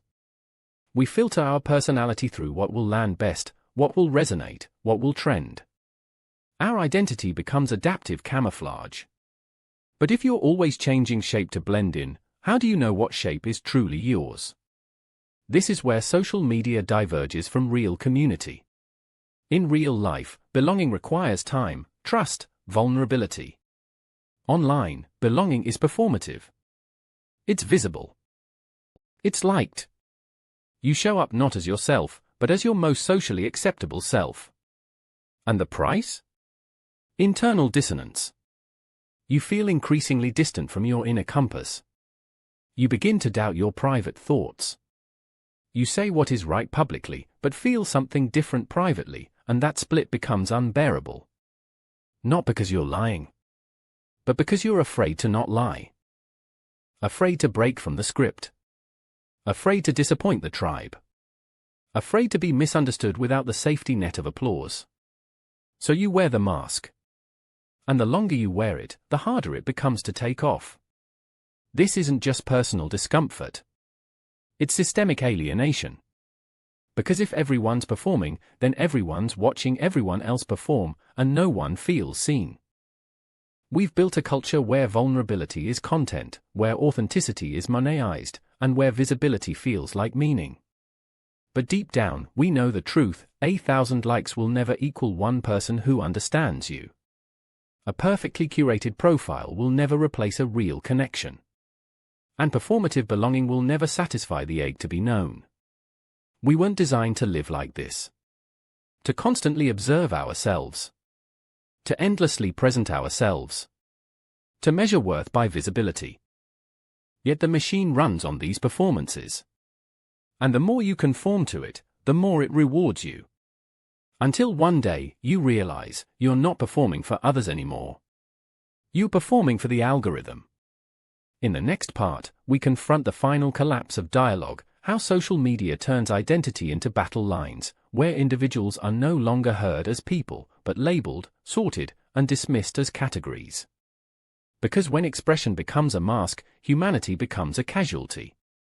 From identity to ideology, when people become categories, you used to be a person. Now, you're a profile. A stance. A label. Not because you wanted to be, but because that's how the system sees you. And how, increasingly, we see each other. This is the final stage of digital division, the ideological sorting of humanity. Where nuance is erased. Where individuals become symbols. And where conversation dies, not from disagreement, but from dehumanization. On social media, identity is weaponized. It's no longer just who you are. It's a shortcut to what you must believe, how you must behave, and what side you're on. Gender, race, politics, religion, belief systems, aesthetics. Each one, a checkbox. Each checkbox, a camp. And once you're assigned, by choice or by perception, the system locks you in. Your feed reflects it. Your audience expects it. Your content is judged against it. If you deviate, you're punished. If you align, you're absorbed. You are no longer a mind. You are a category. The implications are chilling. Because when people become categories, we stop engaging with them as people. We engage with what we assume they represent. You're conservative? You must be ignorant. You're liberal? You must be naive. You're religious? You must be judgmental. You're non-religious? You must be morally lost. You support this? You must oppose everything else. This isn't dialogue. This is a cold war of assumptions. And once assumptions dominate, curiosity dies. We stop asking, why do you think that? And start saying, I already know what you are. Algorithms love this. Because it simplifies the user. If you're easily categorized, you're easily predicted. And if you're easily predicted, you're easily controlled. So the system continues to push you deeper into ideological tunnels. Showing you only what aligns. Hiding what doesn't. Rewarding conformity. Punishing complexity. And we, unaware of the trap, start to internalize it. We start seeing ourselves not as full human beings, but as brand ambassadors for our identities. We defend labels. We attack strangers. We reduce ourselves to talking points. All while the system feeds on our outrage, our fear, our tribal loyalty. And we forget the most human thing of all, that two people can disagree, and still be worth listening to. But in this new digital world, disagreement feels like betrayal. Curiosity feels like weakness. Empathy feels like compromise. So we harden. We speak in absolutes. We flatten others into them. We surround ourselves with us. And we stop evolving. Not because we've reached truth, but because we've reached ideological safety. The kind that makes us feel powerful, but leaves us increasingly alone. This is the death of dialogue. Not with violence. But with labels. With assumptions. With tribal loyalty masquerading as moral clarity. And it's happening every day. In the comments, in the threads, in the viral clips that strip context and inflame emotion. We're not building understanding. We're building armies of identity. Not because we're hateful, but because we've been trained to see others as threats before we see them as people. And so, humanity becomes secondary. In the next section, we begin to ask the essential question, how do we reclaim ourselves from this system? How do we escape the cages of digital conformity and return to something real? Not just freedom of speech, but freedom of thought. Because until we break the loop, we'll keep mistaking ideology for identity and noise for truth. And the longer we do that, the more we lose something sacred, our ability to see each other clearly. Weaponized outrage, how morality gets monetized. You feel a pulse of anger. A headline. A quote out of context. A face attached to a belief you've been taught to hate. Your heart rate spikes. You scroll faster. You share it. You comment. You feel righteous. You're not just reacting. You're defending morality. You're standing for truth. Or so it seems. But what if your outrage, your moral fire, isn't being used to make the world better? What if it's just being used to make someone rich? This is weaponized outrage, the most profitable emotion in the digital world. It's addictive. It's viral. And it's contagious. Because in the marketplace of attention, nothing spreads faster than a sense of righteous fury. Platforms don't push truth. They push what keeps you on the app. And morality, when stripped of depth, becomes a perfect tool. A headline framed in black and white. A video cropped for maximum offense. A tweet with no context, just heat. It doesn't matter if it's nuanced. It doesn't matter if it's fair. It only matters if it provokes. Because when you're angry, you stop thinking. You stop questioning. You react. You engage. And engagement is money. This isn't a conspiracy. It's a business model.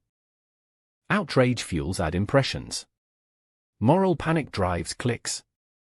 Us vs them narratives keep people coming back, not to understand, but to fight. And in that fight, real justice is left behind. You aren't being led toward truth. You're being dragged toward addictive identity performance.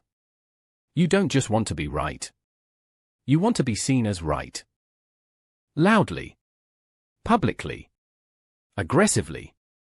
Because that's what the feed rewards. But here's the catch, moral outrage feels powerful, but it's also exhausting. It drains your focus.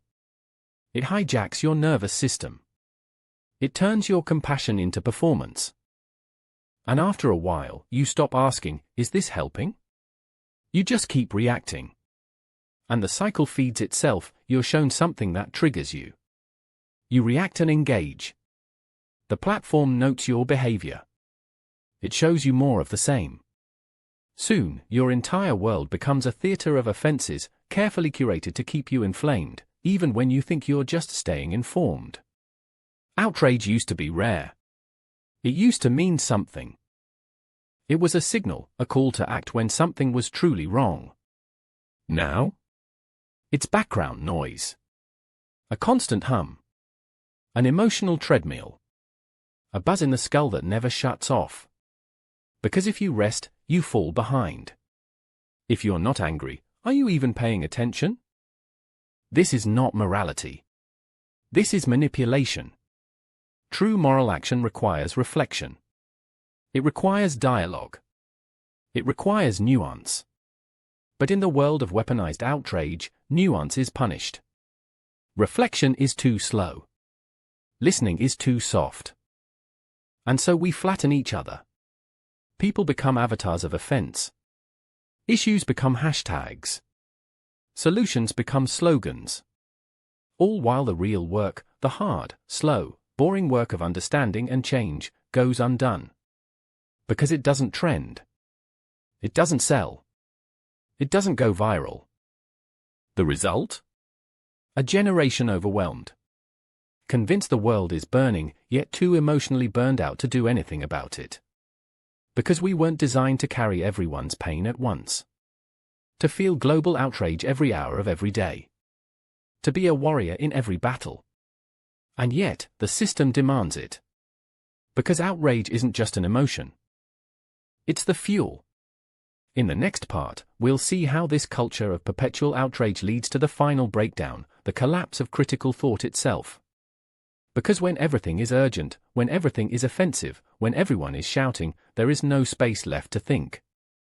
Only space to react. And in that emptiness, the system wins. The collapse of critical thinking, when emotion replaces analysis, it begins quietly. You see something that bothers you. You feel something. Anger. Confusion. Fear. You don't think it through. You don't stop to verify. You react. You share. And in that moment, something happens, not just to the feed, but to your mind. A small shift. A trade. You give up reflection in exchange for resolution. Emotion over analysis. Speed over depth. Reaction over reason. This is the collapse of critical thinking in the digital age. And it's not your fault. It's not weakness. It's design. Because social media doesn't reward thoughtfulness. It rewards certainty. The illusion of clarity. The performance of conviction. And the quieter, slower process of thinking? It gets buried. Let's break it down. Critical thinking requires effort. Time. Doubt. The ability to say, I don't know yet. But on the internet, not knowing is punished. Uncertainty makes you vulnerable. Questioning makes you suspicious. Nuance makes you invisible. So we learn to skip the hard part. We trade intellectual integrity for social currency. Why read the article when the headline already tells you what to feel? Why ask questions when everyone else has already picked a side? Why think when the algorithm thinks for you? The result? You feel informed. But you're actually just emotionally activated. You feel certain. But you've never been more easily influenced. This is not learning. This is cognitive theater. A simulation of thinking performed through shares, likes, and hot takes. We don't examine claims. We echo them. We don't compare sources. We choose the ones that match our tribe. We don't slow down. We speed up. Because the feed never stops. And the crowd never waits. And the worst part? This erosion of thought doesn't feel like decay. It feels like power. You feel righteous. Informed. Ready. But inside, your mental muscles are weakening. Your attention span is shrinking. Your ability to distinguish fact from feeling, dissolving. The world feels louder. More chaotic. More dangerous. But maybe it's not the world. Maybe it's your perception, reshaped by an ecosystem that profits every time you react without thinking. This is why misinformation spreads faster than truth.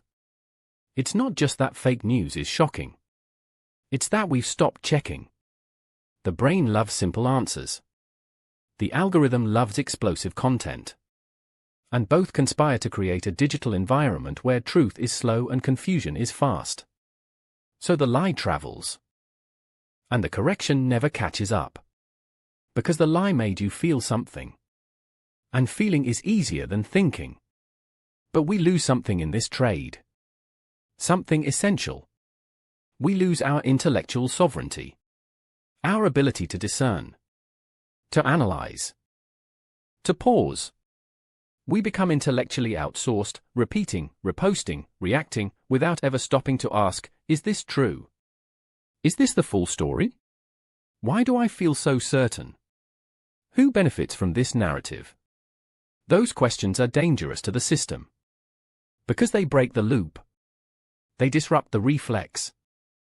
They create space, and in that space, the machine loses its grip. The collapse of critical thinking isn't dramatic. It's subtle. It happens slowly, scroll by scroll, day by day. Until one day, we're no longer thinking at all. We're just performing thinking. Liking the right things. Saying the right things. Feeling the right things. But underneath, nothing moves. Nothing changes. Nothing deepens. In the next part, we'll bring this section to a close by asking, what happens to a society that stops thinking altogether? Where feelings dominate discourse, and attention becomes the only form of truth. We're not just talking about individual manipulation anymore. We're talking about mass intellectual collapse. Because the price of distraction isn't just lost time. It's a lost civilization of the mind. A civilization distracted, the mind at war with itself. A society doesn't collapse all at once. It decays at the edges. Quietly. Subtly. Not with war. But with distraction. Not with censorship. But with noise. And in the digital age, we are drowning in it. We are the most connected generation in history, yet increasingly unable to focus, to think deeply, to stay still. We've outsourced our memory to machines, our emotions to metrics, our values to algorithms. We've become a species of partial attention, always scanning, never settling. Always reacting, never reflecting. We call this progress. But what if it's something else? What if it's the beginning of cognitive decline at scale? Because attention isn't just a resource. It's a form of sovereignty. What you pay attention to shapes your thoughts.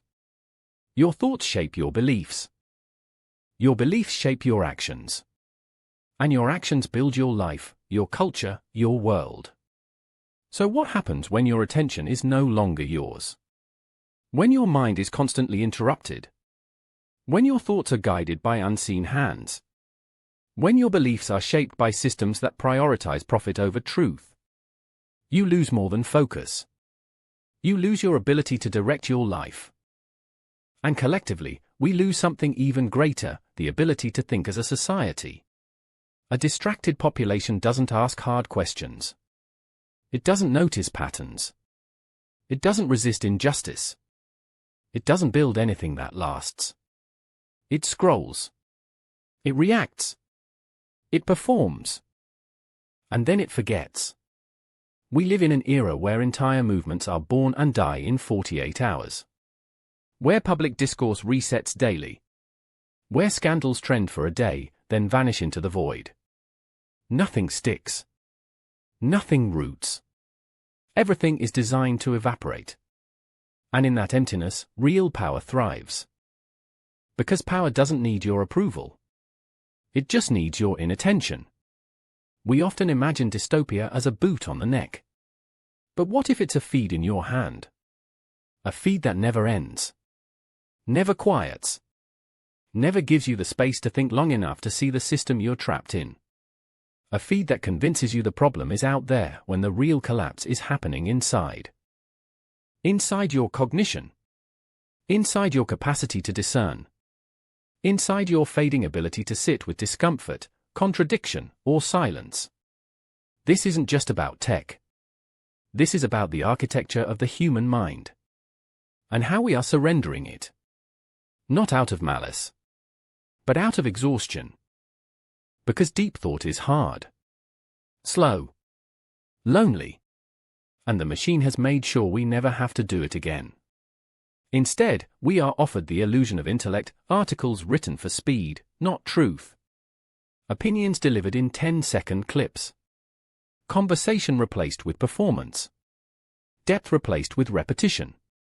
We are mentally full and intellectually starving. But here's the final twist, we know this is happening. We feel it. In our foggy attention spans. In our scrolling-induced anxiety. In our inability to sit with a book, a thought, or ourselves. Our minds are at war with themselves. One part reaching for stillness, the other addicted to stimulation. And the system thrives in that war. Because a divided mind is a manageable mind. You're too distracted to rebel. Too overwhelmed to reflect. Too busy reacting to remember who you are. But the worst part? We start to believe this is normal. That thought should feel fractured. That outrage is a form of clarity. That silence is suspicious. That boredom is failure. And in that belief, we lose the most sacred thing of all, the interior world. The place where meaning is made. Where ideas are born. Where resistance begins. Not through noise, but through thought. In the next section, we shift focus from analysis to action. Because now that we've unmasked the machine, the question becomes, can we break free from it? Not by abandoning technology, but by reclaiming ourselves inside it. Because the war is not for your clicks. The war is for your mind. Digital resistance, reclaiming the inner life you've seen the machine. You felt its grip in your attention, your emotions, your identity. But now comes the hardest part, turning away. Not from technology itself, but from the invisible obedience we've learned to live by. The likes. The loops. The urgency. The curated outrage. To reclaim your mind, you must reclaim your inner life. Because freedom, true freedom, doesn't begin with revolt. It begins with attention. Let's be clear, you will not outscroll the algorithm. You will not outplay it with better habits alone. You cannot outthink a machine that knows your impulses better than you do. But you can do something deeper. You can become aware. Awareness breaks automation. It doesn't require rage. It doesn't demand perfection. It simply asks, is this mine? Is this thought mine? Is this feeling mine? Is this belief mine, or was it fed to me? That is the seed of digital resistance. In a world that moves faster every day, the most radical act is to slow down. To take space. To sit in silence. To hear your own voice, before it's drowned out by everyone else's. Because inside that silence lives something powerful, discernment. And discernment is deadly to manipulation. It's what helps you feel a headline and pause, see a trend and wait, encounter a provocative post and ask, who benefits if I react this way? Discernment doesn't erase emotion. It holds it gently. It sees the fire and chooses whether to feed it. This is not detachment. It's reconnect-ion. Reconnect-ion to yourself, the part of you that exists without performance, without a feed, without needing to be seen to be real. You're not just a user. You're a human being. You have a rhythm the algorithm doesn't understand. You have intuition it can't quantify. You have value it can't measure. And to resist the machine is to return to those truths. Not as a rejection of the digital world, but as an act of self-preservation within it. Here's where to begin: audit your attention. Every app, every feed, ask, what is this training me to become? Reclaim silence. Even 15 minutes a day without input is a rebellion. Practice friction. Read long form. Journal. Think slowly. Resist the scroll. Question your triggers. That spike of anger, fear, or urgency, pause before you act. Ask, is this manipulation or meaning? Create without performing. Write, draw, speak, for no one. For yourself. Create for the sake of it, not for a reaction. Talk to people offline. Real voices. Real pauses. Real disagreements. Nothing breaks the algorithm spell like human imperfection. This is not a call to delete your accounts. This is a call to reclaim your consciousness. Because the goal is not to escape the world. It's to wake up inside it. To use the tools without becoming one. To stay informed without being consumed. To connect without being absorbed. That's digital resistance. Not loud. Not dramatic. Just clear. Clear enough to notice when the story isn't yours. And brave enough to start telling your own. In the next part, we'll build on this foundation. We'll explore how to strengthen your psychological immunity against manipulation, not with paranoia, but with clarity, intention, and inner discipline. Because you don't need to be perfectly protected. You just need to be conscious. Psychological immunity, training the mind to see the trap. You wouldn't walk into a war zone without armor. You wouldn't drink from a stream without questioning the water. So why move through the digital world without mental defenses? You are surrounded by influence. Invisible. Continuous. Strategic. But influence only works if you don't know it's happening. That's why your greatest weapon in a manipulated world isn't skepticism. It's psychological immunity. Psychological immunity isn't about being right all the time. It's about being aware enough to resist being hijacked, emotionally, mentally, ideologically. It's not a shield against disagreement. It's a radar against manipulation. It begins with a single skill: recognizing the bait. Because manipulation rarely shows up as control. It shows up as seduction. A headline perfectly tailored to your values. A post that enrages you just enough to click. A meme that flatters your worldview. An influencer who seems authentic because their brand is built on relatability. and in that moment, you feel like you're thinking freely. But you're being nudged. The content has been engineered to bypass your logic and hit your emotional circuitry. And if your mind is untrained, it'll surrender before you even notice. So how do you train it? By building habits that interrupt the trance. Here are the core mental disciplines of psychological immunity. 1. Slow down the narrative. Your brain loves stories, especially the ones that confirm your beliefs. But stories can be dangerous when they move too fast. Before you react, ask, what's missing? Who's telling this? What's the emotional flavor, and why? Manipulation thrives on speed. Truth requires patience. 2. Resist emotional hijacking. Outrage, pity, tribal pride, fear. These are the 4 most used levers in digital persuasion. If content makes you feel before you think, step back. Pause. Breathe. Ask, is this feeling being offered to guide me, or to steer me? You don't have to suppress emotion, but you must question it. 3. Separate information from identity. In manipulated spaces, disagreement often feels like a personal attack. But critical thinkers know that beliefs are not selfhood. They are tools. They are temporary. Train yourself to say, I was wrong. I need to think more. I changed my mind. These are not signs of weakness. They are proof your mind still belongs to you. 4. Use contrast thinking. When you hear one strong opinion, don't argue, add contrast.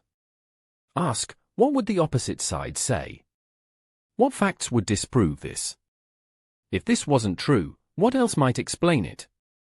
This mental habit is not about being contrarian. It's about staying free from ideological gravity. Because the stronger the belief, the easier it is to be led by it, blindly.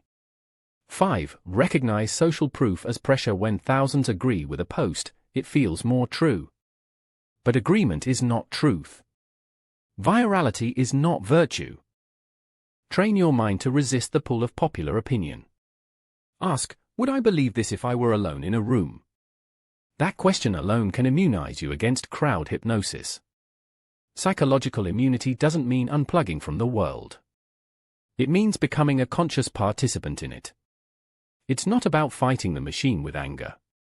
It's about navigating it with clarity.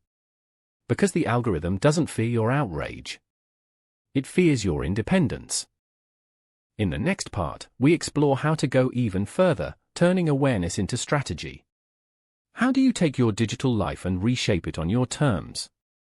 What tools, boundaries, and rituals can protect your time, mind, and soul? Because you don't just need to defend your attention. You need to build a new relationship with it. Attention architecture, designing a mind that can't be hijacked. Your attention is the most valuable resource you own. Not your time. Not your money. Your attention. Because wherever it goes, your life follows. And yet, most of us have never designed our lives around protecting it. We lock our doors at night. We update our passwords. We install antivirus software. But our attention? We let it drift. Unguided. Hijacked. Exploited. It's time to change that. Not by unplugging from the world, but by rebuilding your relationship with it. Welcome to Attention Architecture. Attention architecture is the intentional design of your digital environment to align with your values, not the system's incentives. It's about flipping the model from being shaped by the algorithm to shaping your own experience of reality. Because if you don't control the inputs, you can't control the outputs. Here's where to begin. 1. Redesign the first hour of your day. Your mind is most impressionable right after waking. If you check your phone first thing, you are training your brain to be externally directed from the moment you open your eyes. Restructure your morning. No social media for the first hour. No notifications. Choose inputs: a book, a walk, quiet reflection. Reconnect with your thoughts before the world shouts its agenda. Your day will reflect what you give your attention to first. 2. Break the infinite scroll. The feed is infinite. Your mind is not. Replace endless inputs with intentional ones. Use browser extensions to limit time on algorithmic platforms. Set your phone to grayscale, it reduces emotional triggers. Delete apps that steal time without giving clarity. Revisit RSS readers, newsletters, and real websites, they don't manipulate your feed. Your brain is an ecosystem. Protect its soil. 3. Create focus zones in your life. Not everything in your environment deserves access to your attention. Have phone-free rooms or hours. Use physical books instead of digital articles when you can. Silence all non-critical notifications. If you write, think, create, or solve problems, do it offline first. The world should not have a key to your mind at all times. You deserve protected space. 4. Curate, don't consume. You are not obligated to follow everyone. You are not required to watch every trending post. You are not missing out. Your feed is not a reflection of reality. It's a reflection of your previous clicks. Start fresh, unfollow aggressively. Subscribe to voices that challenge you with respect. Seek long-form over fragments. Choose creators over influencers. Follow thinkers, not marketers. This is not minimalism. It's mental hygiene. 5. Practice digital Sabbaths 1 day a week. No platforms. No feeds. No input. At first, you'll feel withdrawal. Then you'll feel yourself. Your own pace. Your own rhythm. Your own mind. These moments of stillness aren't distractions from the world. They are reconnections with reality. And from that space, your inner world becomes sharper, deeper, yours again. Attention architecture is not about perfection, it's about choice. You can't escape the digital world. But you can refuse to be shaped by it unconsciously. You can build a life where your focus flows with your will, not against your instincts. A life where you don't fear silence, don't crave constant validation, don't confuse being informed with being inflamed. This is what it means to have a mind that can't be hijacked. In the final part of this section, we'll explore the spiritual dimension of all this. Because this isn't just a war for your attention. It's a war for who you are becoming. And when you reclaim your mind, you don't just escape manipulation, you begin the sacred process of reclaiming yourself. Becoming conscious, reclaiming the soul in the age of noise. 700 words, there is a silence beneath the noise. A stillness beneath the chaos. A part of you that remembers. Before the algorithms. Before the apps. Before your mind was fractured by fragments of other people's thoughts, there was you. Not the profile. Not the brand. Not the digital performance. But the inner self. Whole. Curious. Alive. The soul. No one talks about it anymore. Too soft for the marketplace. Too slow for the feed. Too deep for the algorithm to predict. But the soul is where truth begins. It is the space that cannot be optimized. Cannot be monetized. Cannot be shaped by likes or shares. And yet, it is under siege. Not by force, but by erosion. Each notification. Each interruption. Each moment stolen from reflection. Each hour sacrificed to stimulation. They add up. Not just to lost time, but to lost meaning. We live in an age where everything is connected, except our inner world. We've mastered access to data, but lost access to ourselves. We scroll endlessly for signals of who to be, what to feel, what to think, while the part of us that truly knows, sits waiting. Waiting for silence. Waiting for depth. Waiting for us to come home.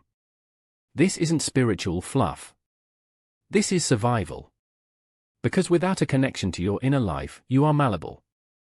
You are programmable. You are whatever the system needs you to be. But when you return to the soul, something shifts. You become harder to fool. Harder to frighten. Harder to manipulate. Because the soul doesn't react. It reflects. It sees. It waits. And that presence, in a world built on distraction, is revolutionary. The question is not, how do I avoid manipulation? It's, what part of me is awake enough to see it? Because an unconscious mind can be trained. But a conscious soul can resist. Not through violence. Not through withdrawal. But through clarity. To reclaim your soul in the age of noise is to guard your inner silence like a temple. Create time that is yours alone. No screen. No voice. Just presence. Speak only when you mean it. Let your words carry intention, not reaction. Let your silence carry strength, not fear. Feel fully, without being led. Emotion is not weakness.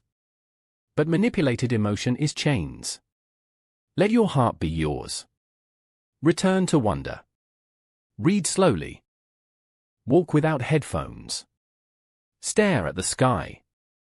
Let the mystery of existence soften the edges of urgency. Forgive your own distraction. You are human. The system is powerful. But awareness, repeated, is freedom, reborn. This is not self-help. This is spiritual resistance. In a world that monopolizes attention, you reclaim the soul by giving your attention to what is eternal. To stillness. To thought. To others. To the invisible threads that bind meaning to existence. You don't need to fight the system with fire. You can disarm it with presence. Because a mind at peace cannot be provoked. A soul in alignment cannot be bought. And a person who remembers who they are cannot be controlled. In the final section of this script, we will tie everything together. What have we seen? Where do we go from here? And what does it really mean to be human in a world built to distract, divide, and devour? The machine is not your enemy. Forgetfulness is. And remembrance is your greatest act of rebellion. The mind reclaimed we began with a simple premise that something unseen is shaping us. Not with violence. Not with censorship. But with invisible architecture, carefully designed to mold our thoughts, our emotions, our very sense of reality. We called it manipulation. But it's deeper than that. It's a slow, quiet colonization of the mind. Not through domination, but through seduction. You were never asked to believe anything. You were only nudged. Guided. Steered. And with every swipe, scroll, click, and view, your identity was sculpted. Not by truth. But by influence masquerading as reality. A web of algorithms. A theater of outrage. A loop of performance. A feed that never ends. You thought you were watching the world. But the world was watching you and learning. But here, now, you have seen the wires. You have peered behind the curtain. And what you found is not evil in the traditional sense, but something more dangerous, a system that doesn't need to lie to control you. It only needs to distract you long enough that you forget to think for yourself. It only needs to keep you entertained. Engaged. Predictable. Until your mind no longer feels like your own, but like something borrowed from the crowd. But that isn't the end. Because manipulation loses its power the moment you become conscious of it. And that awareness, however quiet, however small, is the beginning of freedom. Not the kind of freedom sold to you in slogans. But the inner kind. The kind that lives in the pause before you react. In the space between thought and emotion. In the part of you that can still ask, is this mine? That question is your sword. Your compass. Your escape hatch. Because to reclaim your mind is to reclaim everything. Your voice. Your time. Your values. Your soul. You stop being a puppet of outrage. You stop being a consumer of identity. You stop being a reflection of the feed. You become you again. Flawed. Curious. Human. And that is the most subversive thing you can be. Now the path ahead is yours to walk. But let this guide stay with you when the world feels loud, seek silence. When the system demands speed, choose slowness. When your emotions are triggered, ask why. When everyone is shouting, listen more deeply. When you are tempted to perform, choose to be. Because in a world trying to pull you in every direction, to sell you everything except yourself, your stillness is resistance. Your depth is rebellion. Your clarity is fire. You don't need to be perfect. You only need to remain awake. Not in the political sense. Not in the performative sense. But in the spiritual sense, the kind of awake that can see illusion without needing to burn it down. The kind that can move through the noise without becoming noise. The kind that can live online without letting the online world live inside you. So now, as the credits roll, not on a video, but on this psychological thriller we call modern life, remember this: the machine is powerful. But it is not all powerful. Because you still have something it cannot replicate. Not data. Not content. Not opinions. But awareness. And as long as that flicker of awareness remains, so does your freedom. So does your truth. So does your mind. Reclaimed.